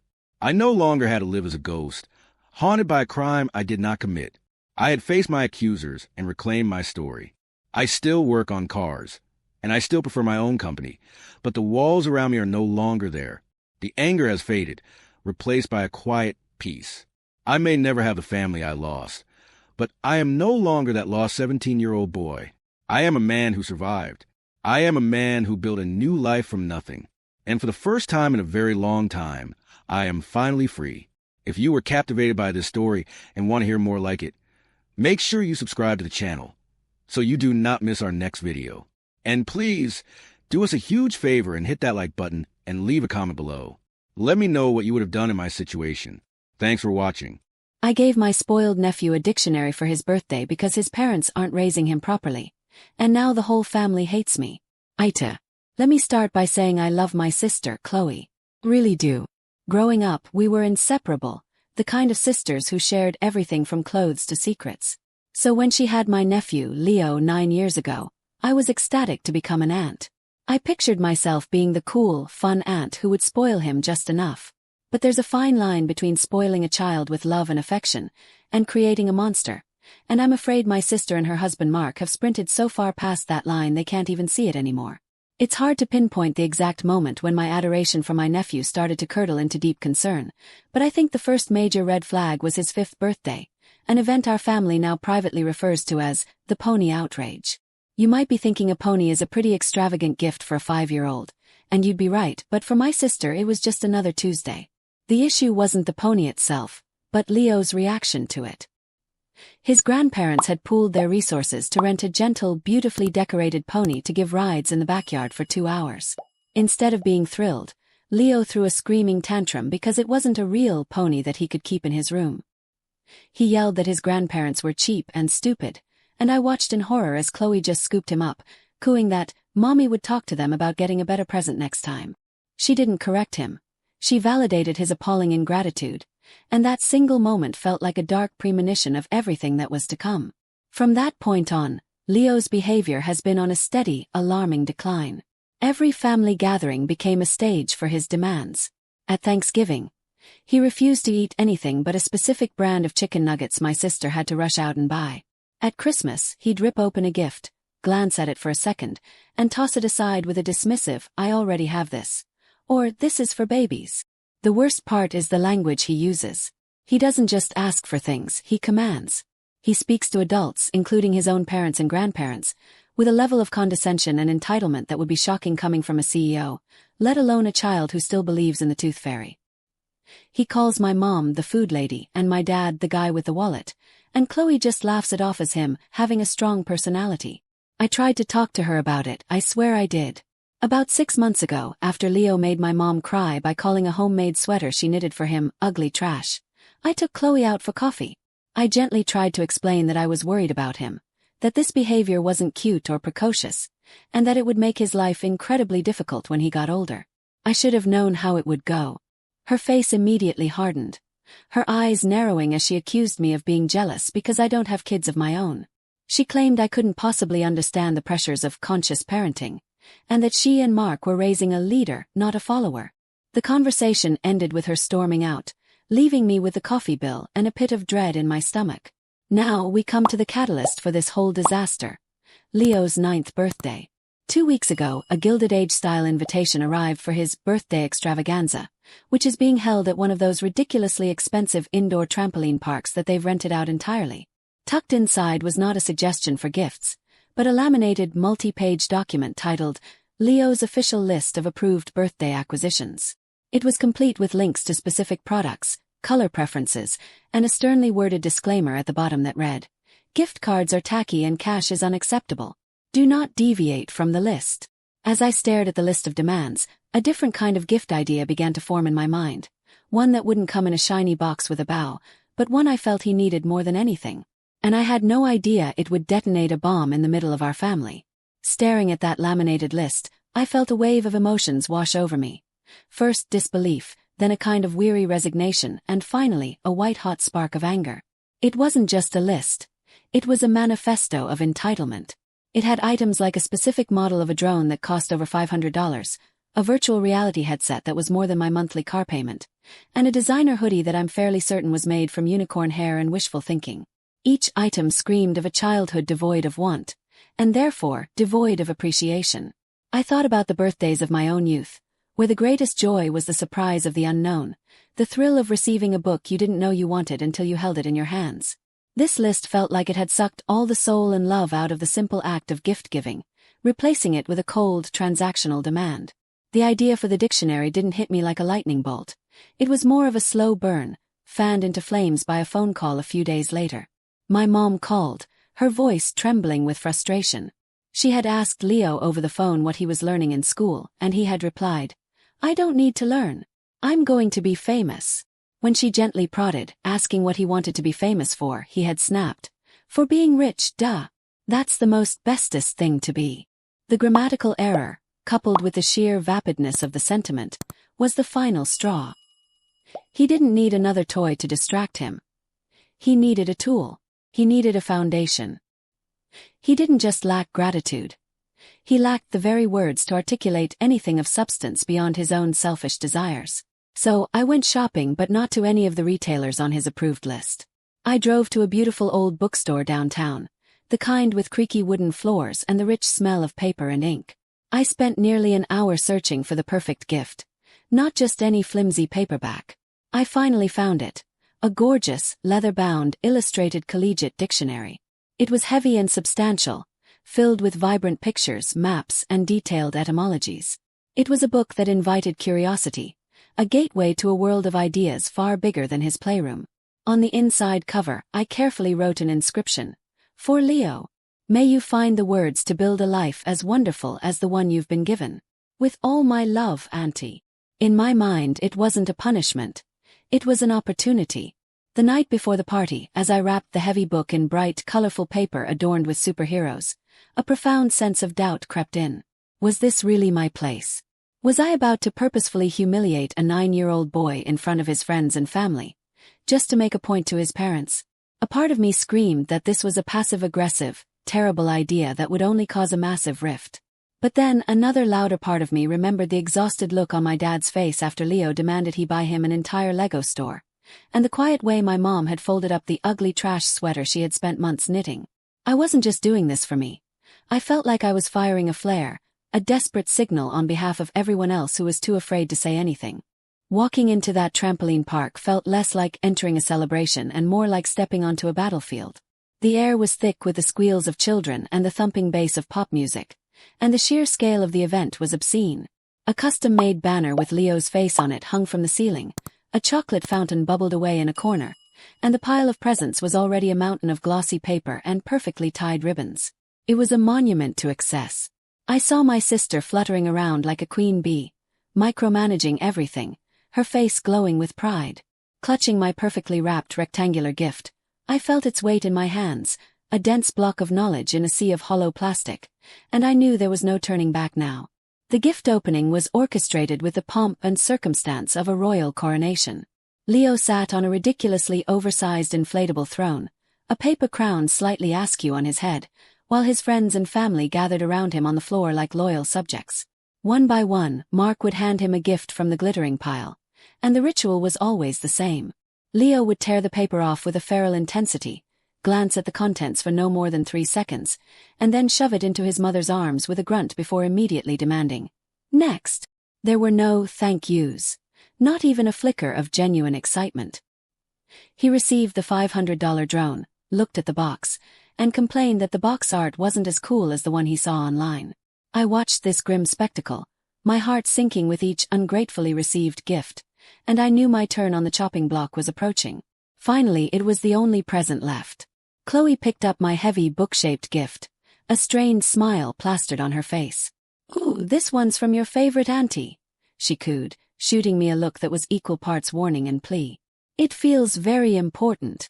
Leo snatched it from her hands, his eyes gleaming with the avarice he mistook for excitement.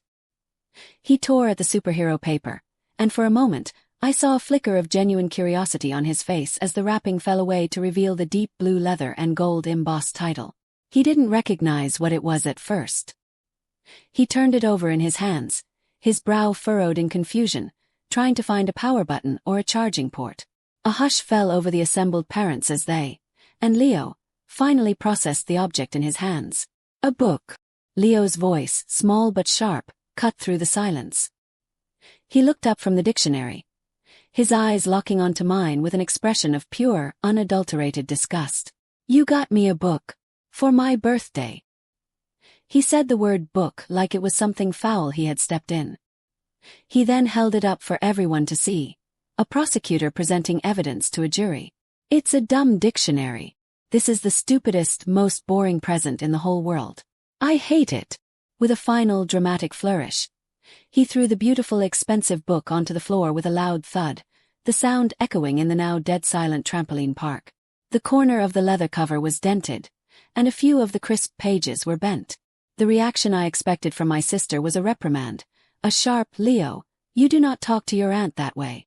But what I got was so much worse. Chloe rushed to Leo's side, scooping him into a hug as he began to fake cry, burying his face in her shoulder.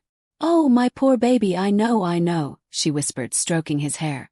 "She didn't mean to get you such a horrible, awful present. Mommy will make it better." She then lifted her head and glared at me over his shoulder, her eyes burning with a fury I had never seen before. It was a look of pure venom, a look that said, "You are dead to me." Mark just stood there, wringing his hands and trying to force a laugh, saying, "Kids and their reading, am I right?" But the joke fell flat in the cavernous, tense room. The party's atmosphere instantly curdled. The music seemed to fade, the chocolate fountain looked less decadent and more grotesque, and the other parents began whispering behind their hands, shooting me looks of either pity or scorn. My own parents looked mortified, my mom staring at the floor while my dad just shook his head slowly. I felt 100 pairs of eyes on me, branding me as the monster who had deliberately ruined a child's birthday. Before I could even think of what to say, Chloe marched over to me, her face a mask of cold fury. "Get out," she hissed, her voice low and shaking with rage. "You came here with the sole purpose of hurting my son, and you succeeded. You are a cruel, jealous woman. Get out of my sight." I didn't argue. I turned and walked out of that palace of indulgence, the sound of my nephew's triumphant, crocodile tears following me all the way to the car. The drive home was a blur of righteous anger and sickening guilt. My hands were gripping the steering wheel so tightly that my knuckles were white, and my mind was replaying the scene at the trampoline park on a torturous loop, the thud of the book hitting the floor, the venom in my sister's eyes, the whispers of the other parents. A part of me felt a grim satisfaction, like a doctor who had to perform a painful procedure to diagnose a disease. I had exposed the sickness in our family, the rampant entitlement, the spineless parenting, for everyone to see. But another, much larger part of me felt utterly wretched. I had made a child, my own nephew, the instrument of my protest, and the look of genuine confusion on his face before the theatrical outrage kicked in was now seared into my memory. My phone, sitting silent on the passenger seat, suddenly lit up, and I knew the real storm was just beginning. The first volley came from Chloe, a rapid-fire succession of text messages that were so vicious they practically sizzled. They were a torrent of accusations. I was a bitter, childless shrew. I was jealous of her perfect family and her beautiful son. I had always resented her happiness. She accused me of premeditating the entire event to humiliate her in front of her friends. Each message was more unhinged than the last, culminating in a final devastating blow. "You are no longer Leo's aunt, and you are no longer my sister. Do not contact us again." I read the words on the screen, and the air left my lungs in a painful rush. It was one thing to expect anger, but to be completely excommunicated with a few taps on a screen felt surreal and terrifyingly final.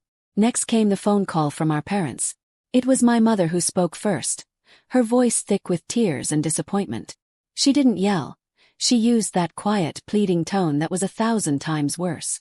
"Why would you do that, honey? You know how Chloe is. You embarrassed the whole family. You could have just bought him a video game like everyone else. Why did you have to make such a scene?" I tried to explain my reasoning, to talk about my fears for Leo's future, but my words felt like pebbles against a tidal wave of their desire to keep the peace at any cost.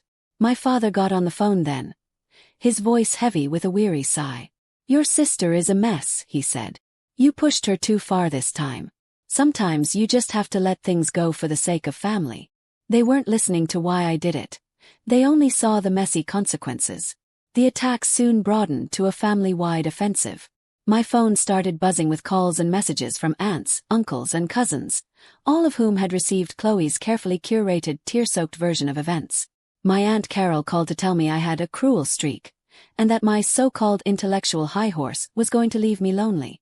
A cousin sent a text saying, "Wow, just heard what you did. Low blow even for you." It became clear that Chloe had spent the afternoon painting me as a villain, a vindictive monster who took pleasure in a child's pain. No one asked for my side of the story.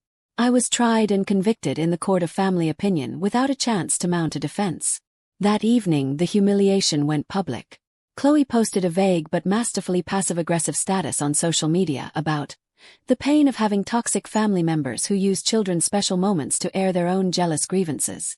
It was a masterclass in manipulation, and the comment section was an echo chamber of her narrative. Dozens of friends and relatives chimed in with heart emojis and messages of support. "I'm so sorry you have to deal with that, sweetie. And don't let anyone dull your shine. Some people just can't stand to see others happy." I scrolled through the comments, my stomach churning. I was being publicly vilified by my own blood, all because I gave a child a dictionary. Sitting alone in the dark of my living room, the digital glow illuminating my face, the weight of their collective hatred felt suffocating, and for the first time, I began to seriously wonder if they were right. AITA. For a full week after the birthday extravaganza, my life was defined by a profound and deafening silence. Chloe had blocked my number and scrubbed my existence from her social media as if I were a disgraced dictator. The family group chat, once a constant stream of memes and mundane updates, had gone utterly quiet on my end. I was clearly removed. I felt like a ghost haunting the edges of my own family, erased for the crime of holding up a mirror to their failures. The righteous anger I'd felt had mostly evaporated, leaving behind the cold, heavy sediment of regret. I had wanted to make a point, but in the process, I had blown up my entire world. I spent my evenings scrolling through old photos of Chloe and me, wondering how we got here, how a bond forged over decades could be shattered by a single leather-bound book. Then, late one evening, my phone buzzed with a call from an unknown number. I almost ignored it, assuming it was another cousin ready to deliver a lecture, but something made me answer. For a moment there was only static, and then I heard my dad's voice, hushed and hurried. "I'm calling from my office phone," he said, and I immediately understood the implication. Chloe was likely monitoring his personal calls. He wasn't calling to scold me further. His tone was different, stripped of the disappointment from our last conversation. I wanted to say that you're not crazy," he whispered. "We all see it. We all know how Leo is, and we all know who is responsible. We're just cowards. It's easier to blame you for rocking the boat than to admit the boat has been sinking for years because your sister refuses to plug the holes." He told me he had stayed behind after the party, under the pretense of helping the staff clean up the mountain of wrapping paper and discarded plates. After Chloe and her entourage had left, he found the dictionary. It hadn't been thrown away. It had been kicked under one of the tables, forgotten in the chaos. The corner was still dented and the cover was scuffed, but it was otherwise intact. He said he picked it up and held it, feeling its weight in his hands, and was overcome with a sense of shame. Not for me, but for himself, for all of them, for standing by and letting things get so bad that a dictionary felt like an act of war. So, he tucked it under his jacket and took it home, without telling my mother or Chloe. Here is the part that I still can't quite wrap my head around. My dad put the dictionary not in a box in the attic, but on the bookshelf in his home office, a room Leo is usually forbidden from entering because of the expensive electronics. But twice since the party, my dad has found him in there, alone. Leo wasn't making a scene or trying to break anything. He was just sitting in my dad's big leather chair with a heavy dictionary open on his lap, quietly flipping through the pages. He wasn't reading it, not really, but he was looking at the illustrations, the colorful maps of the world, and the diagrams of the solar system. He was, for the first time in a long time, exploring something quietly and on his own. He was curious.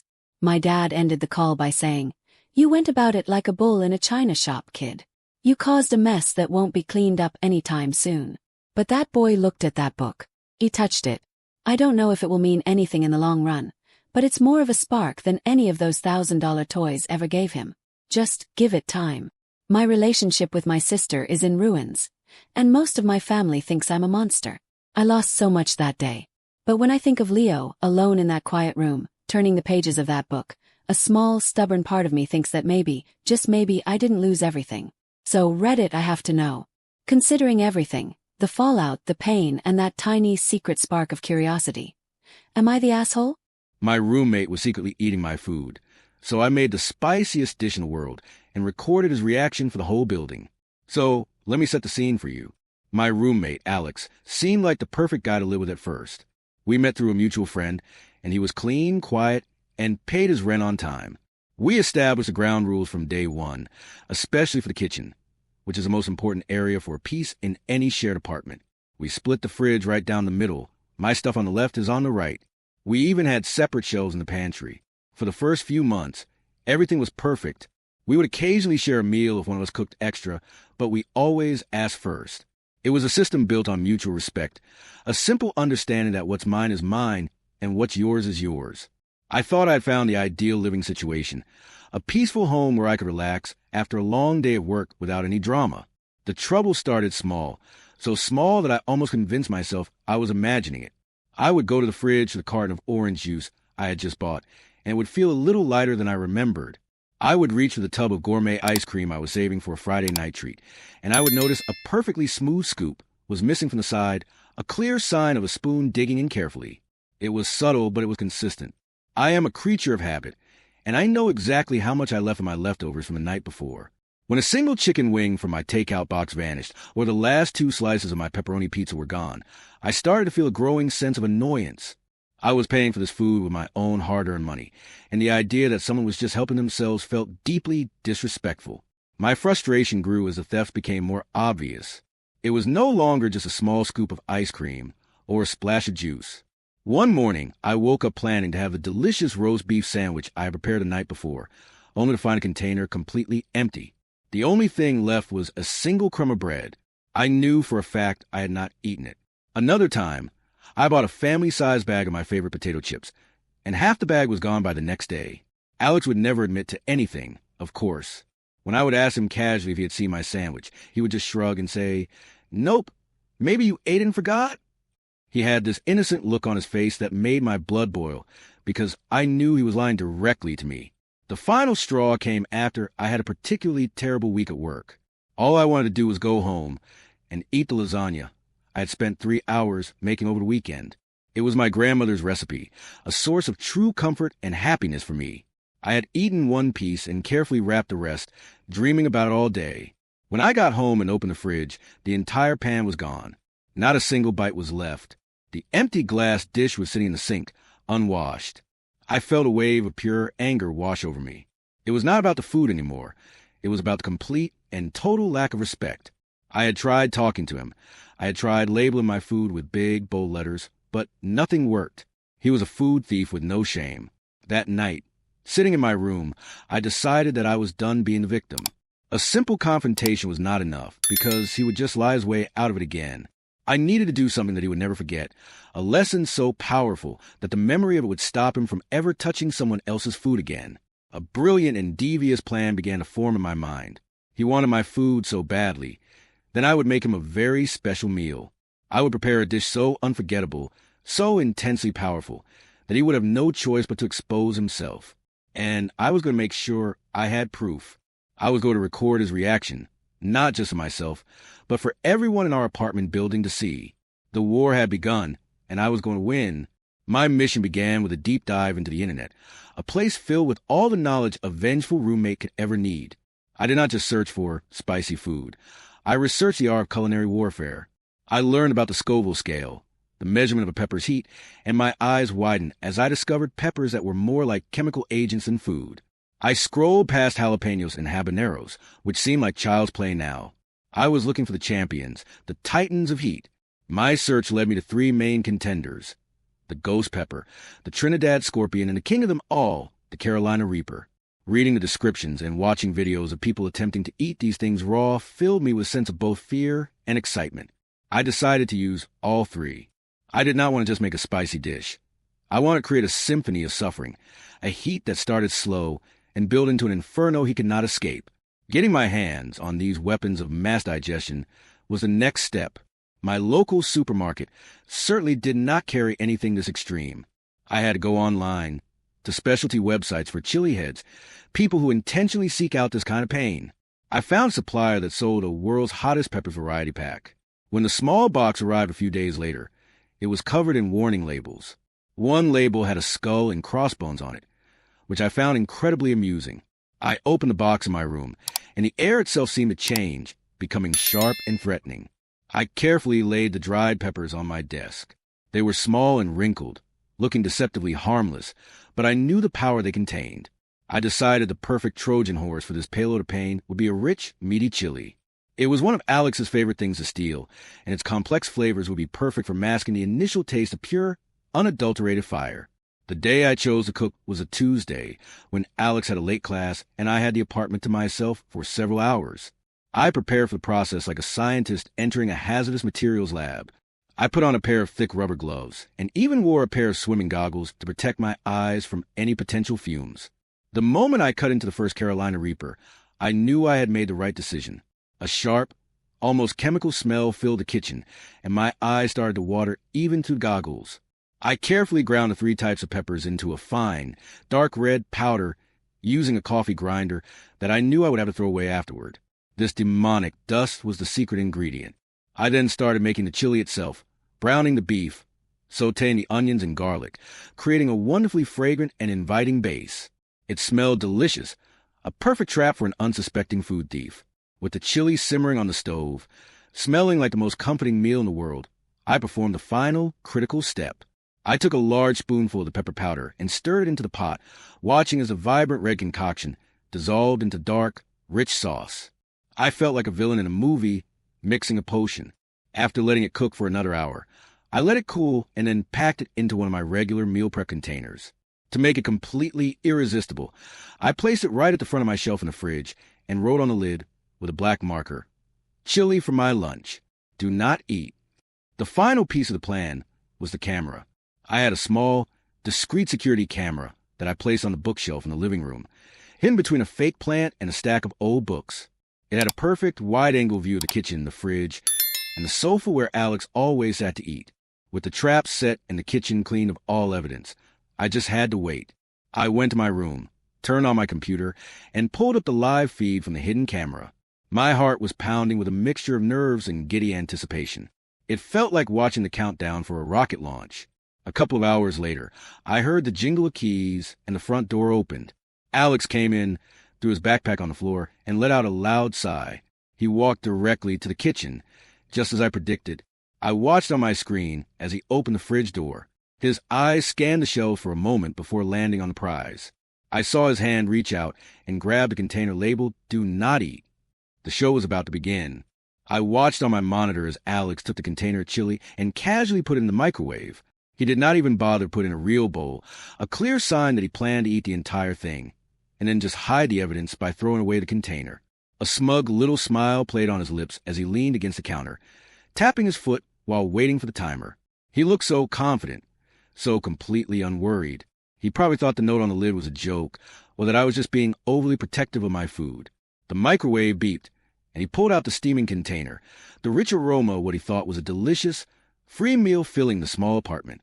He grabbed a spoon, flopped down onto the sofa, and turned on the television, getting comfortable for his feast. He scooped up a huge first bite, a mix of beef, beans, and sauce, and shoveled it into his mouth without a moment's hesitation. For the first 30 seconds, nothing happened. I saw him chew thoughtfully, a look of genuine pleasure on his face. He even nodded to himself as if to say, "Wow, he actually makes really good chili." He swallowed and immediately went in for a second spoonful. It was on this second bite that the first hint of trouble began to show. His chewing slowed down slightly. He paused, his spoon halfway to his mouth, and a confused frown creased his forehead. A strange warmth was likely spreading across his tongue, not the pleasant spice of normal chili, but something more aggressive, something that felt alien. He cleared his throat and took a big sip of the water he had on the coffee table. I knew from my research that this was the worst thing he could do. Water does not extinguish a capsaicin fire. It just spreads a fuel all over your mouth. His confusion quickly morphed into alarm. After the sip of water, his eyes shot wide open. He dropped the spoon, which clattered into the container of chili. He started to fan his mouth frantically with his hand, his head shaking back and forth as if he could physically deny what was happening. A light sheen of sweat popped up on his forehead. Then came the first cough, a small, choked sound that quickly turned into a full-blown coughing fit. He lurched forward on the sofa, clutching his chest. His face, which was pale just a moment ago, began to turn a deep, blotchy red. The heat was no longer just in his mouth. It was a raging inferno traveling down his throat and into his stomach. The trap had been sprung, and the beast was now fully awake and angry. Panic set in. Alex scrambled up from the sofa and stumbled towards the kitchen, his movements clumsy and uncoordinated. He was making little gasping noises, his breath coming in short, panic pants. He ripped open the fridge door and his eyes darted around wildly, searching for anything that might offer salvation. He grabbed my carton of milk, not bothered with glass, and started chugging it directly from the container. Milk ran down his chin and onto his shirt, but he did not seem to care. When the milk offered only temporary relief, he began grabbing things at random. He tore open a loaf of my bread, stuffing slices into his mouth. He grabbed a tub of my yogurt and started scooping it in with his fingers. It was a scene of pure, primal chaos, a man completely losing all his dignity in a desperate battle against the food he willingly stole. As I watched this magnificent performance unfold on my screen, I felt a deep sense of satisfaction. Every cough, every bead of sweat, every desperate gulp of milk was a victory. He was not just suffering. He was paying for every single slice of pizza, every chicken wing, and especially for my grandmother's lasagna. I calmly saved a video file, a beautiful 10-minute recording of his entire journey, from smug thief to a crying, hiccuping mess on the kitchen floor.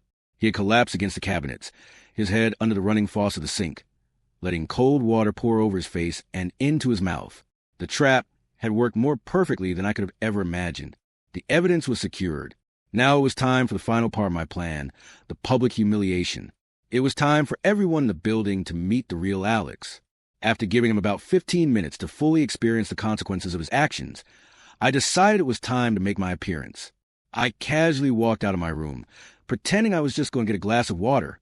I stopped dead in the doorway of the kitchen, putting on my most convincing look of shock and concern. Alex was a pathetic sight, sprawled on the linoleum floor, his face pale and sweaty, his shirt stained with milk and yogurt. The empty chili container was lying on its side next to him, a monument to his greed. "Alex, what happened? Are you okay?" I asked, my voice dripping with fake worry. He looked up at me, his eyes red and watery, and he could only manage a weak, raspy groan. He clearly could not speak. I knelt down beside him, making sure to stay in the camera's view. "You look terrible. Did you eat something bad?" "Oh no, is that my chili?" I wrote a note on it. It has some special ingredients for a sensitive stomach. "You didn't eat it, did you?" He shook his head frantically, a pathetic attempt to lie even in his current state of misery. But the evidence was all around him. His denial was so weak and transparent that it was almost funny. I continued the act, picking up the container and examining it. Wow! It looks like almost all of it is gone. Someone must have a big appetite.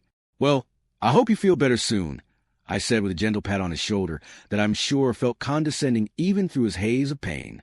He slowly, painfully, picked himself up off the floor, using the counter for support. He refused to make eye contact with me. Without a single word, he shuffled away down the hall and slammed his bedroom door shut. The sound echoed in the quiet apartment. I was left alone in the kitchen, surrounded by the chaotic mess he had made. With a calm sense of purpose, I began to clean up, wiping the spilled milk from the counter and throwing away the empty containers. Once the kitchen was spotless again, I returned to my room and sat down at my computer. The video file was sitting right there on my desktop, a digital trophy of my victory. I opened up the residence portal for our apartment building, an online message board where people post about lost pets, noise complaints, and items for sale. I clicked the button to create a new post. My fingers flew across the keyboard as I typed out a simple, friendly message. Public service announcement. The title read, "To all my neighbors in the building, I just wanted to post a friendly warning. I have noticed that food has been disappearing from my fridge for the past few months. If you have experienced similar issues, this video might provide an explanation. Please be mindful of your groceries." I attached the 10-minute video file, the one I had titled The Chili Challenge, and my cursor hovered over the post button for a single, satisfying moment. With a final, decisive click, the post was live. It was done. There was no turning back now. A strange sense of calm washed over me. I had done more than just get revenge. I had created a public record of his thievery and disrespect. I leaned back in my chair and listened. For a minute, there was only silence, the normal ambient sound of the building. I imagined the notification popping up on phones in all the different apartments, from the first floor to the top. I imagined someone idly scrolling through the residence portal and seeing my post, their curiosity piqued by the title. I pictured them clicking on the video, at first confused, and then watching with dawning comprehension and amusement. I had just lit a fuse, and I was about to hear the explosion. It started subtly. I heard the faint buzz of a phone notification from the apartment next to mine, then another from across the hall.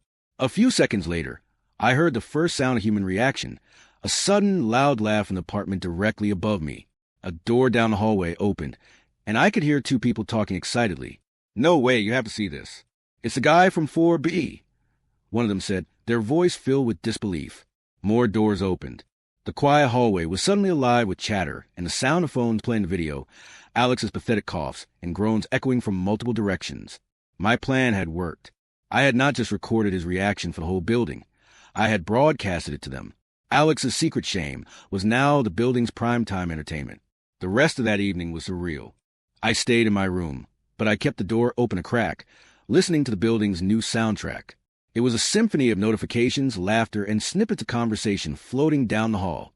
I heard our neighbor from 4D, a quiet woman I had barely spoken to, laughing so hard she started coughing. Someone else yelled, "Hey, anyone got any milk?" which was followed by another wave of laughter. My phone started buzzing with messages from people in the building I knew, all of them a mix of laughing emojis, and words like epic and legend. I felt like a movie director who had just released a blockbuster hit. The best part was a profound silence coming from Alex's room. There was no music, no television, just a dead quiet of a man stewing in his own fiery, self-inflicted shame. My plan had not just punished him, it had completely isolated him. He was now the villain in a story that everyone else found hilarious. The next morning was the true test. I was making coffee when I heard his bedroom door creak open. I glanced at the live feed on my phone and watched as he tried to sneak out of the apartment. He moved like a spy in a bad movie, peeking his head out into the hallway before tiptoeing towards the front door. He almost made it, just as his hand touched the doorknob. The elevator doors down the hall opened, and Mrs. Gable from 5A stepped out with her little dog. I saw her look at Alex. Then a slow smile spread across her face. "Good morning, Alex," she said, her voice full of cheerful mischief. "Feeling a little spicy today?" Alex froze, his entire body tensing up. He mumbled something I could not hear and practically ran out the door. The satisfaction I felt was immense. His little world of consequence-free theft had been shattered, replaced by a new reality where every neighbor was a potential comedian at his expense. He came back late that night, long after I'd gone to bed, but the next day he couldn't avoid me. He knocked softly on my bedroom door. When I opened it, he looked completely defeated. All the smugness was gone, replaced by a hollow-eyed exhaustion. "We need to talk," he said quietly. We sat in the living room, the same room where his downfall had been filmed. He finally admitted everything. He confessed to eating the sandwiches, the ice cream, the pizza, and yes, the lasagna. He said it started as a small thing, but became a bad habit. He couldn't stop. I just listened calmly, and when he was done, I told him exactly why I did what I did. I explained that it was never about the cost of food, but about the total lack of respect for me, my work, and my home. The chili was simply the only language he seemed to understand. There was a long silence after I finished speaking. He just nodded, accepting it all. "I'm going to move out," he said, and I felt a wave of relief. "I'll be gone by the end of the month." It was the only possible solution. Our trust was broken beyond repair. He even offered to pay me back for all the food, an offer I accepted. The final few weeks were incredibly awkward but peaceful. My food remained untouched. On his moving day, as he carried his last box out the door, he stopped and looked at me. "For what it's worth," he said, "that really was the best chili I've ever had." Right before it felt like my soul was on fire. I could not help but smile. He finally got the message. After Alex left, I uploaded a video to YouTube with a more generic title, "Spicy Chili Revenge on My Food Thief Roommate." I never expected what would happen next. It went viral. Millions of people watched Alex's meltdown. I got comments from all over the world from people sharing their own bad roommate stories. In a strange way, my personal problem had become a source of entertainment and connection for countless others. Living alone now, my apartment is peaceful. My fridge is my own personal kingdom, and every item on the left side stays exactly where I put it. The victory feels complete, a perfect end to a saga of disrespect. And I have a video with 12 million views to prove that sometimes the best way to solve a problem is to turn up the heat. When you really think about it, this whole story wasn't just about a roommate stealing food. It was about boundaries. We all have them, these invisible lines we draw around our things, our space, and our feelings. For a while, I let someone cross those lines without any real consequences, and the problem only got worse. I tried talking, I tried labeling, but none of the normal methods worked. The chili was an extreme solution. There's no doubt about that. But it was a response to an extreme lack of respect. Sometimes, to make someone truly understand that they have crossed a line, you have to make the consequence so memorable that they can never forget it.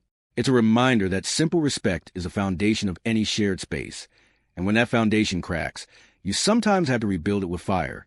The construction company refused to pay for my work, so I maliciously fulfilled a contract and legally painted their new office bubblegum pink. It all started as the biggest opportunity of my life. My painting company is small, just me and 2 other guys, but we do good work. We are meticulous, clean, and we always finish on time. After years of painting houses and small local businesses, we landed a massive contract with a major construction firm, Apex Construction. They were building a brand new 3-story regional headquarters. It was a sleek, modern building made of glass and steel, and they needed a flawless paint job for the entire interior. This was the kind of job that could put my little company on the map. The contract was huge, and the money would have meant I could finally buy a new van and give my guys a well-deserved raise. I felt like I had finally made it, that all the hard work was about to pay off in a big way. The first few months of the project were fantastic. We worked directly with a site foreman, a decent guy named Mark, who appreciated our professionalism. We were on site every single day, carefully prepping every wall, ceiling, and piece of trim. We filled every tiny imperfection, sanded every surface until it was as smooth as glass, and applied multiple coats of high-quality primer. Other crews would leave a mess, but we laid down protective coverings on everything and cleaned up our space at the end of each day. Mark often commented on how we were the most reliable crew on the entire project. We were ahead of schedule, under budget on materials, and the quality of our prep work was second to none. The relationship felt solid, built on mutual respect, and a shared goal of getting the job done right. The contract itself was a thick stack of papers filled with complicated legal language, but I had a lawyer look it over before I signed. It seemed standard enough. It detailed the scope of work, the payment schedule, and all the technical specifications. One small clause, buried deep in the technical section, became incredibly important later. It stated that the client, Apex Construction, was responsible for providing the exact paint color codes for the final top coat in writing at least 14 days before the schedule application. It was a standard clause to prevent delays. As we got close to finishing the prep work, I started sending weekly emails to the project manager, a guy I had never met named Mr. Davis, politely asking for the color selections so I could place the order. We completed all the prep and priming on the entire building. Every single wall on all 3 floors was a perfect, uniform shade of white, ready for its final color. It was a massive amount of work, and according to our contract, a significant payment was due upon completion of this phase. I submitted my invoice to the accounting department, feeling proud of the work we had done. A week went by with no response. I called, and the secretary told me it was being processed. Another week passed. I called again and was told there was a delay in the system. The friendly site foreman, Mark, had been moved to another project, so I had no one to talk to on-site. My emails to Mr. Davis about the paint colors continued to go unanswered. The initial feeling of pride was slowly being replaced by a cold knot of anxiety in my stomach. I had already paid for all the materials and my crew's wages for months out of my own business account, trusting the contract. Now, that account was getting dangerously low. The excuses from the accounting department started to sound less like bureaucratic delays and more like intentional avoidance. They stopped answering my calls, and my emails were met with silence. I had fulfilled my part of the agreement perfectly, and now a massive company was treating me like I was invisible. I realized I was not going to get my money by being polite over the phone. I had to face them directly. I drove to the Apex corporate headquarters the next morning. It was one of those buildings that tries too hard to look important, a monument of glass and steel designed to make the average person feel small. I walked into a lobby that was colder than a morgue, all white marble and uncomfortable modern art. The receptionist, a woman with a smile as fake as the plastic plant on her desk, asked me if I had an appointment. I explained that I was the owner of the painting company for their new building, and I needed to speak with Mr. Davis or someone from accounting about my overdue invoice. She typed on her keyboard for a moment and then told me Mr. Davis was in a meeting all day and that accounting only handled inquiries through email. I had been sending emails for weeks. I told her I wasn't leaving until I spoke to someone who could give me an answer. After nearly 2 hours of sitting in a brutally uncomfortable chair and politely refusing to leave, a side door finally opened and I was called into an office. Behind a massive mahogany desk sat Mr. Davis. He was a man in a suit that probably cost more than my work van, and he looked at me not with concern, but with annoyance, like I was a fly buzzing in his ear. I calmly laid out the facts. My team had completed the prep and priming phase ahead of schedule, the work was impeccable, and the payment of over $60,000 was now more than 3 weeks late. He listened without saying a word, leaning back in his chair and steepling his fingers. He let the silence hang in the air after I was done, a clear power move to make me feel nervous. Then with a slight, smug smile, he finally spoke. He told me that I had misunderstood the contract. He claimed that the painting phase was not complete until the final top coat of paint was applied. Therefore, according to his interpretation, no payment was due until the entire job was finished. I was stunned. I pointed out that the contract clearly separated the phases and had a payment schedule tied to completion of each one. He just shrugged and said that was a matter for lawyers to debate. He then told me that Apex Construction was experiencing some temporary cash flow issues and that they would not be releasing any funds at this time. He said it as if he were talking about the weather, with a complete lack of concern for how this would affect my business and my employees.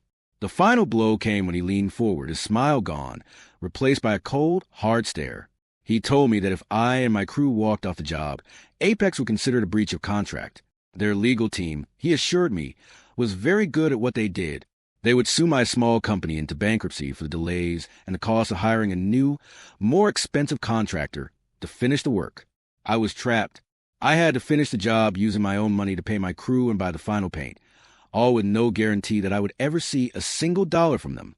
I walked out of that office feeling smaller than I ever had in my life, the weight of injustice pressing down on me. I had been robbed in broad daylight by a man in a fancy suit. That night, I sat in my small office, surrounded by invoices I couldn't pay and the smell of defeat. I couldn't sleep. I couldn't eat. All I could do was stare at the contract, this 100-page document that had turned from a golden ticket into a cage. I read it over and over, page by page, line by line, looking for any mistake, any loophole, any possible way out. I was about to give up when my eyes landed again on that small, technical clause. The client, Apex Construction, is responsible for providing the exact paint color codes for the final top coat in writing at least 14 days before the scheduled application. I pulled up my email records. I had a clear, undeniable paper trail. I had requested the color codes for separate times over the last month. They had never once replied. The 14-day deadline they were required to meet had officially passed 5 days ago.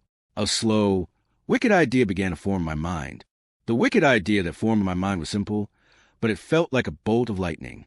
The contract was a two-way street. If I had obligations, so did they.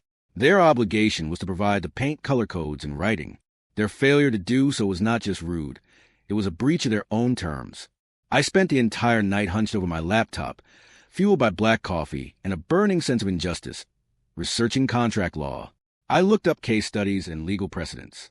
My thinking was this: they had trapped me. I could not walk away without being sued, and I could not get paid until the job was finished. To finish the job, I needed to apply a final coat of paint. But to apply a final coat, I needed a color. Since they had legally failed to provide one, the responsibility to select a color in order to fulfill my end of the contract had to fall to me. I was not just allowed to choose a color. I was contractually obligated to choose one to avoid being the one who caused a delay. The next morning, I called my lawyer.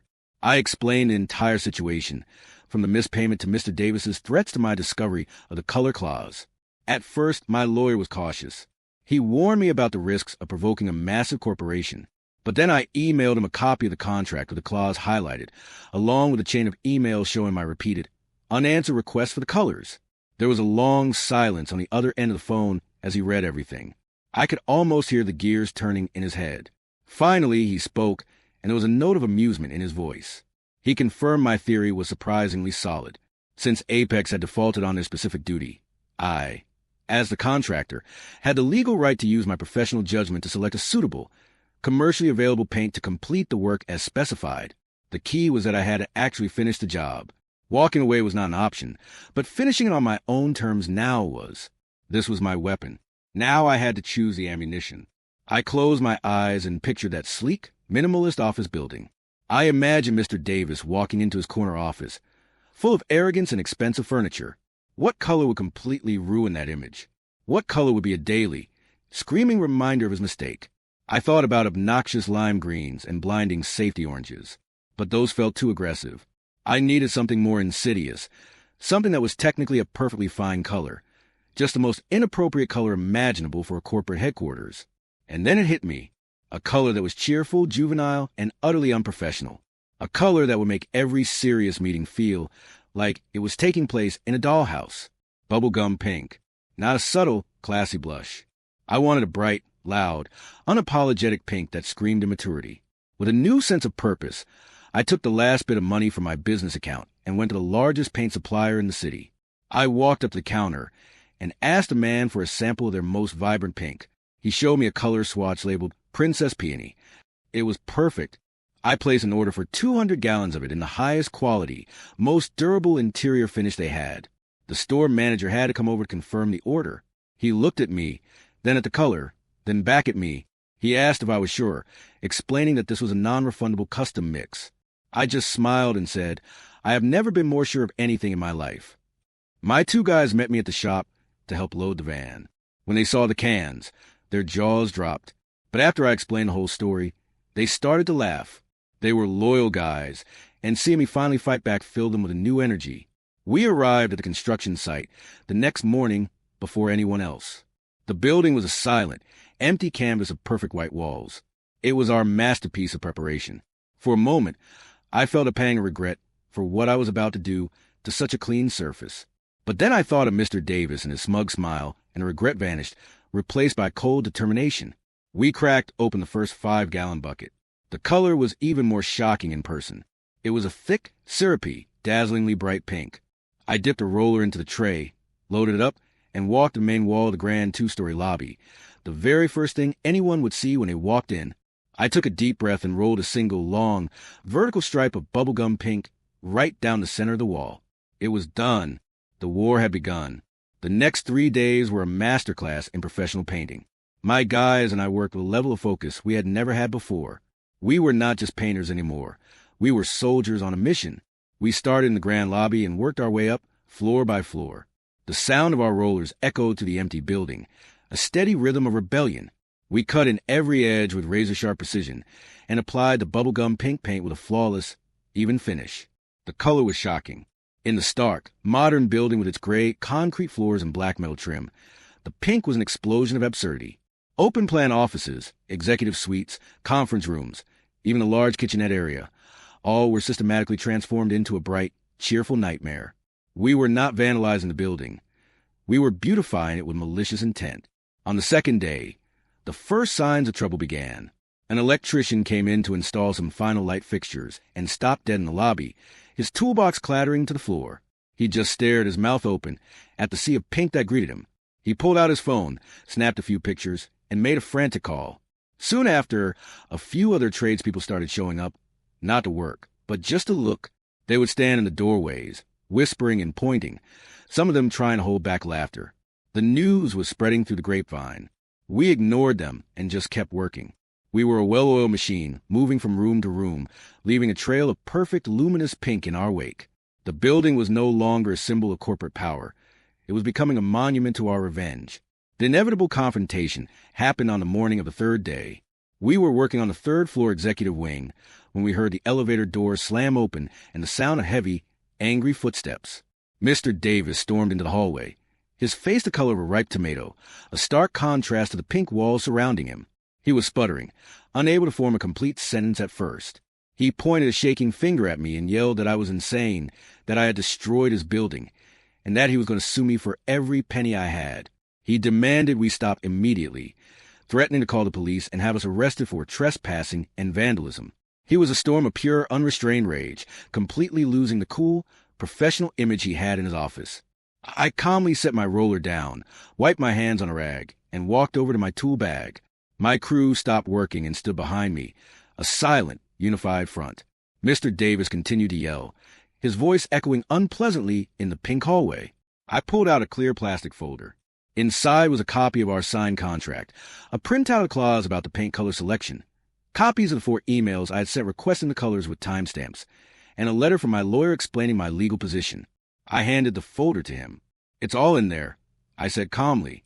"You failed to provide the colors as required by Section 8, Paragraph C of the contract. To avoid a breach on my part for causing a delay, I chose a suitable, high-quality, commercially available paint to complete the job. We are simply fulfilling the contract." He snatched the folder, and his eyes scanned the pages. The yelling stopped. The color drained from his face as he realized what I had done. He saw the undeniable proof, the paper trail that led directly back to his own negligence. He had no legal ground to stand on, and he knew it. His threats about suing me were empty, because he was the one who broke the contract first. He looked up from the papers, his eyes filled with a mixture of shock and hatred. I had not just painted his office. I had beaten him at his own game using his own rules. He threw the folder on the floor and pulled out his phone, shouting that he was calling the company lawyers and security to have us thrown out. I just shrugged, picked up my roller, and said to my crew, "Let's get back to work. This ceiling isn't going to paint itself." We turned our backs on him and continued to cover the last white wall in a fresh coat of Princess Peony. We finished the last wall just after lunchtime. Security had been called, but when they arrived, I showed them the same paperwork. They were not lawyers or executives. They were just guys doing a job. After a confused call to their supervisor, they were told not to touch us, but to ensure we did not damage any property. I smiled and told them that was our goal as well. So for the last few hours, we had a 2-man security escort watching us apply a flawless final coat of bubblegum pink to the executive boardroom. When the last stroke of paint was applied, we began our cleanup. We methodically packed our rollers, trays, and brushes. We peeled up every last inch of painter's tape and folded all our drop cloths, leaving the concrete floors as clean as we found them. The only thing we left behind was the overwhelming, vibrant color and a final invoice placed squarely in the center of Mr. Davis's future desk. The next day, my phone rang. It was not Mr. Davis, but a woman who introduced herself as the head of Apex Construction's legal department. Her voice was cold, professional, and completely devoid of the sputtering rage I had heard from Mr. Davis. She did not threaten or accuse. She simply stated that they needed to resolve the situation. She proposed a meeting at their corporate headquarters. I politely declined and told her the meeting would take place at my lawyer's office that afternoon, or not at all. There was a pause, and I knew she was recalibrating. She was used to giving orders, not taking them, but she knew I had the upper hand. She agreed. I walked into that meeting not as a small contractor begging for his money, but as the man who held their multi-million-dollar project hostage with a can of paint. The meeting was tense. 2 high-priced lawyers in sharp suits sat across the table from me and my own small-town attorney. They tried to argue that I had acted in bad faith. My lawyer simply slid the pile of documents across the table and said, "He fulfilled his contract. Your client did not." That was the end of their argument. The conversation then shifted to what it would take for me to sign a contract completion form, which they needed to officially close out the project with the city. I laid out my terms. First, they would pay my original invoice in full. Second, they would reimburse me for the 200 gallons of premium Princess Peony paint. Third, they would pay an additional remediation and project management fee for the trouble they had caused me. I presented them with a new, final invoice that was more than double the original amount. The lawyer scoffed at the final fee, calling it absurd. I simply started to pack up my briefcase. I told them the color was actually growing on me, and that I was sure their new employees would find it a very memorable work environment. I explained that without my signature on the completion form, they couldn't get their certificate of occupancy, and their brand new building would remain a very large, very expensive, and very pink paperweight. I stood up to leave. Before I reached the door, the lead lawyer told me to wait. She made a phone call, speaking in low, frustrated tones.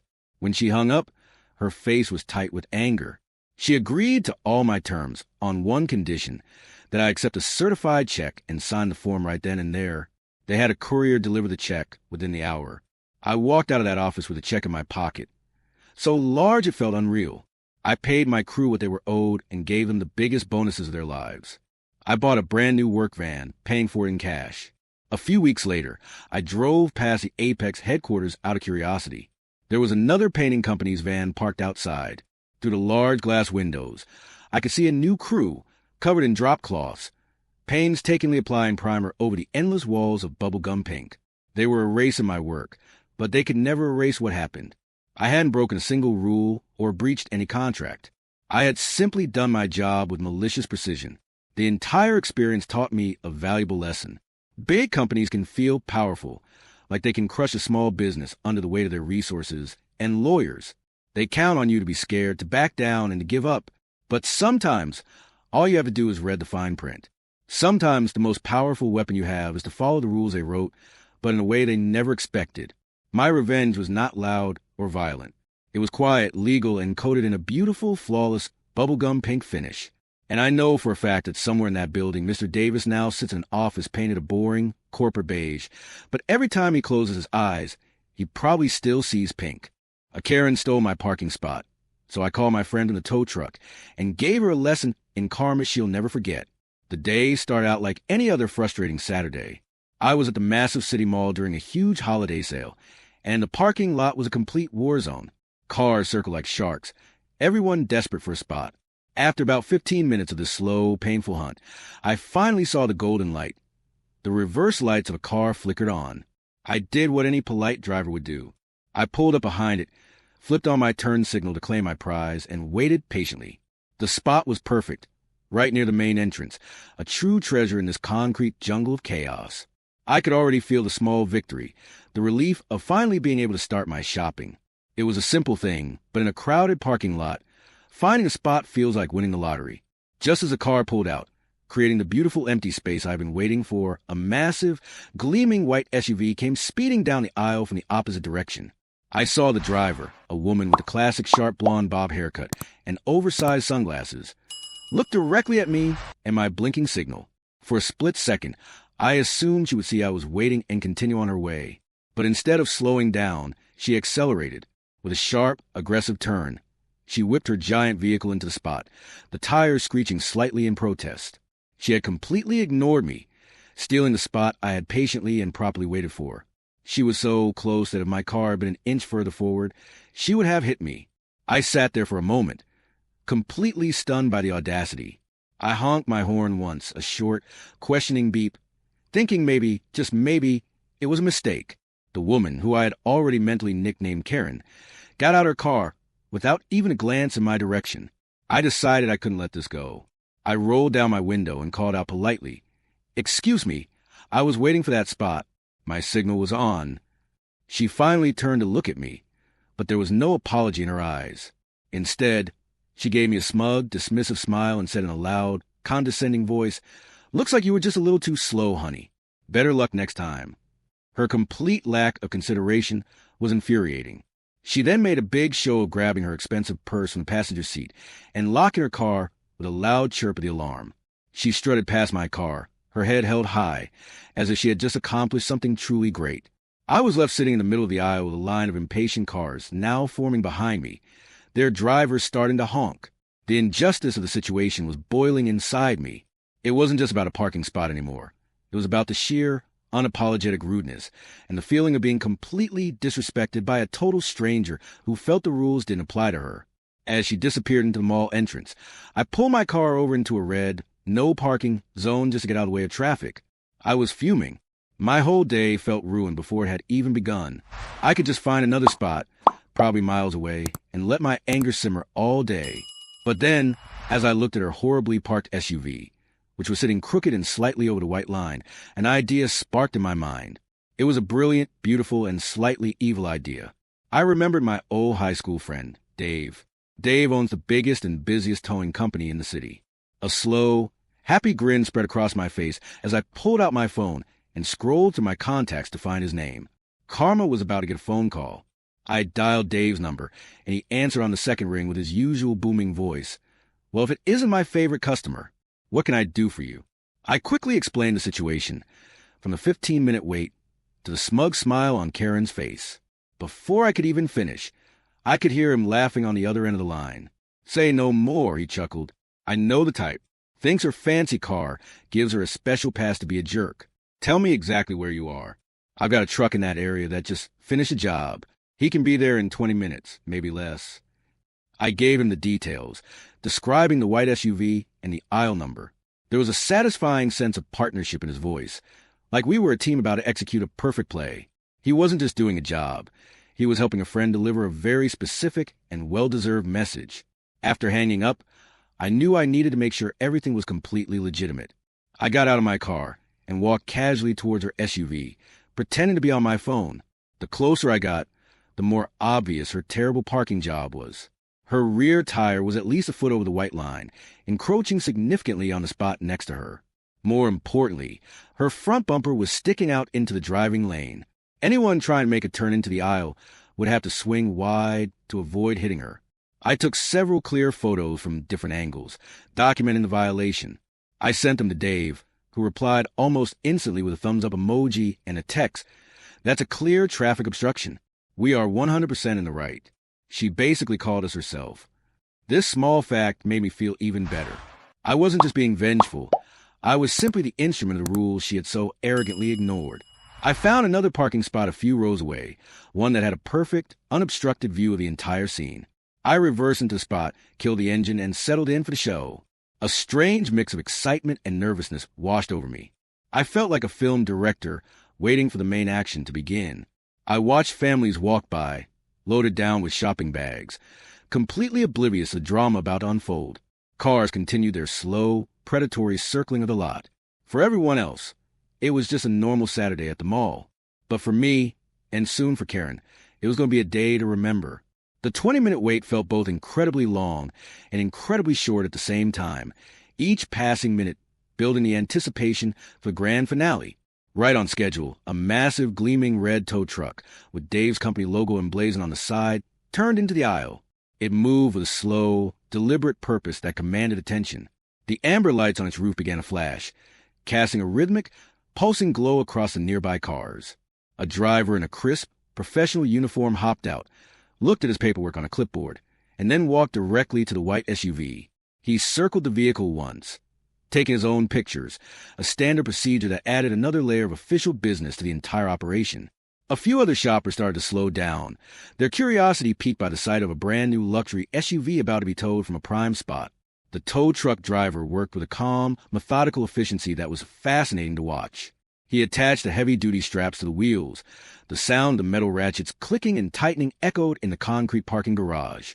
He then went back to his truck and began to operate the winch. With a low hydraulic hum, the cables pulled tight, and slowly, majestically, the front wheels of the white SUV were lifted off the ground. The vehicle that Karen had used as a weapon of entitlement now hung there, defeated and helpless. The driver did one last check to make sure it was secure, and I knew the trap was set. All that was left was for the main character to return and discover that her actions had consequences. I settled back in my seat, a wide smile on my face, ready for Act 2. I didn't have to wait long. About an hour later, I saw her marching out of the mall doors, her arms overloaded with shopping bags from several high-end stores. She walked with an air of supreme confidence, the same entitled stride she had when she stole my spot. She was chatting loudly on her phone, laughing about something, completely unaware that her chariot had been unceremoniously hauled away.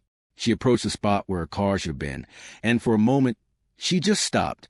You could see the confusion wash over her face as she clicked the unlock button on her key fob, expecting to hear the familiar chirp and see the lights flash on a car that was no longer there. The smile vanished from her face, replaced by a deep, puzzled frown.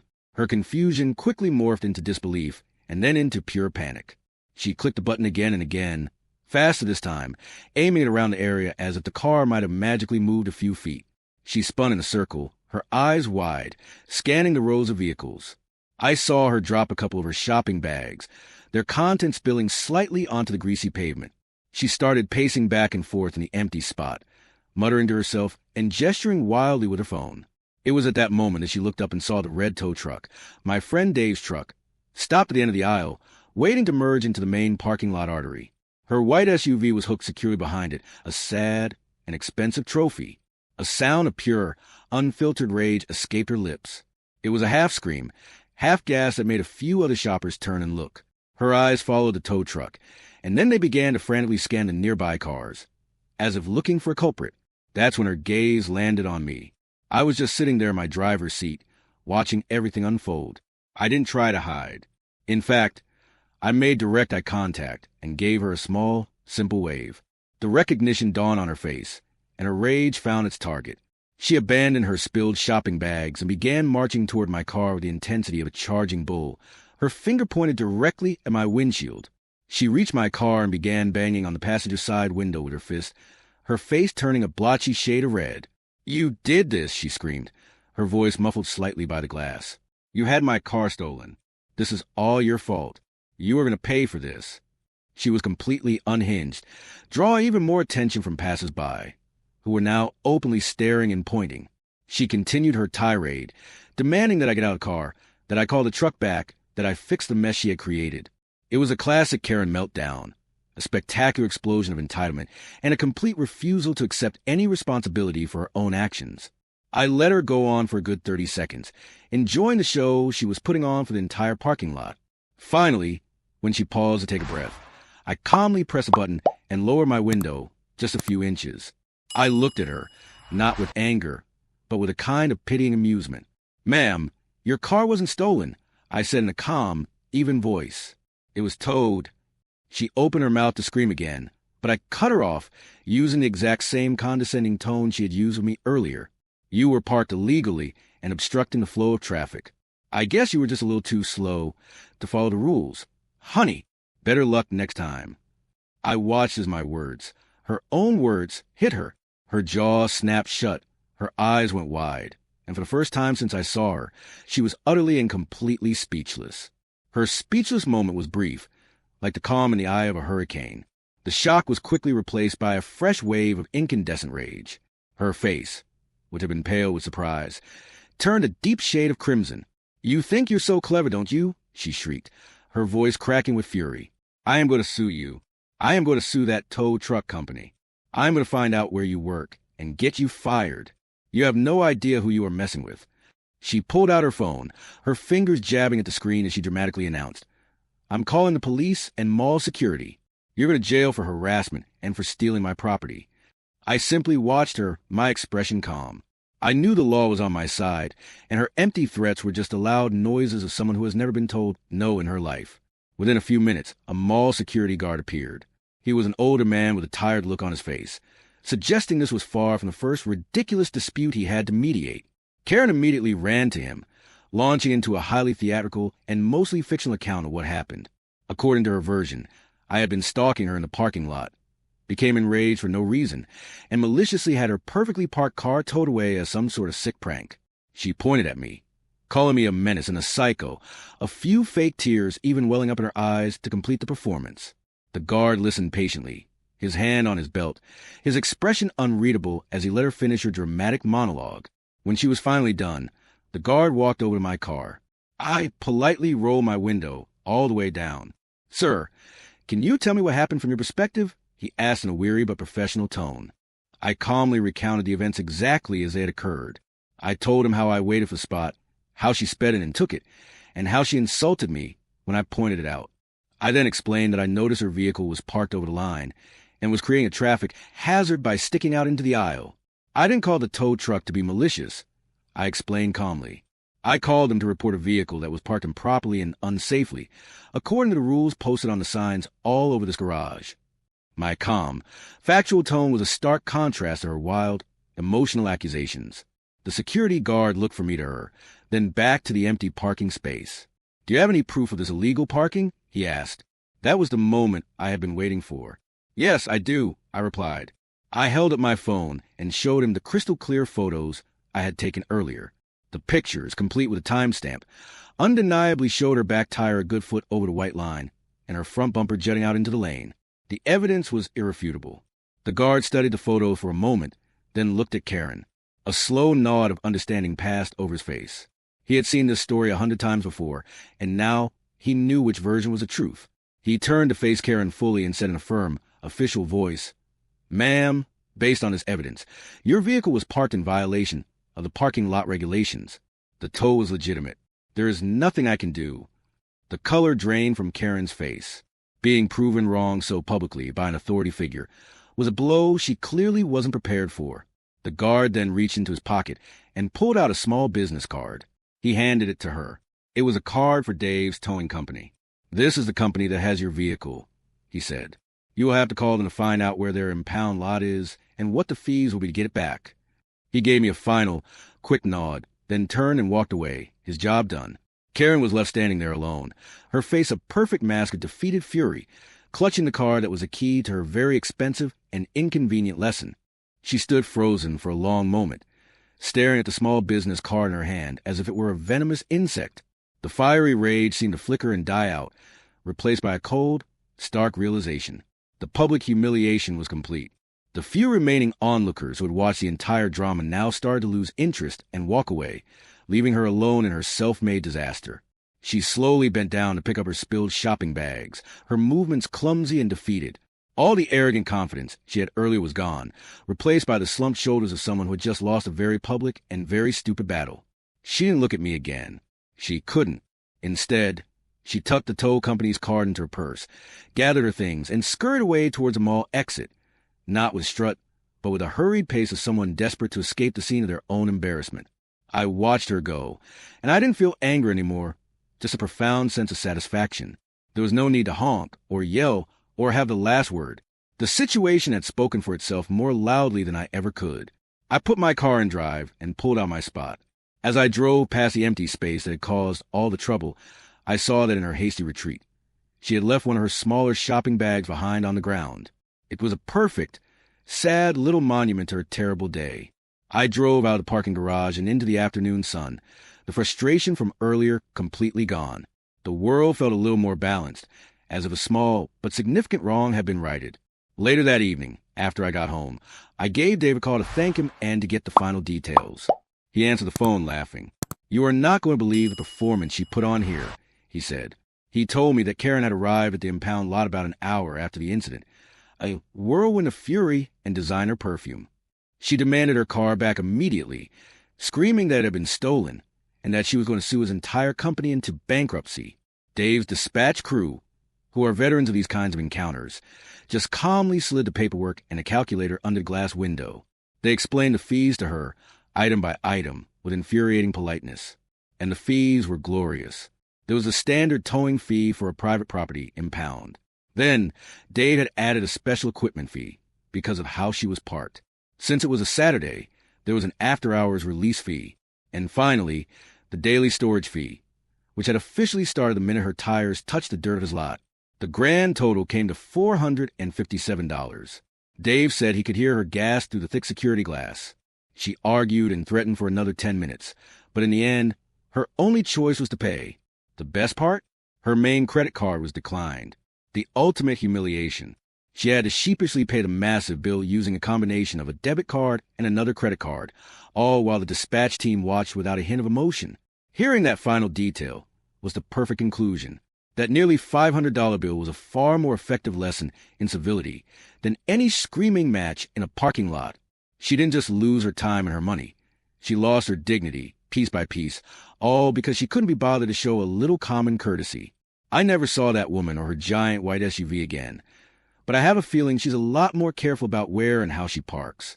It was a powerful reminder that sometimes the best way to deal with a bully isn't to fight them with anger, but to simply let them get tangled up in the consequences of their own bad choices. Karma, in this case, really did drive a big red tow truck. So what's the real lesson here? This story was never just about a parking spot. It was about respect.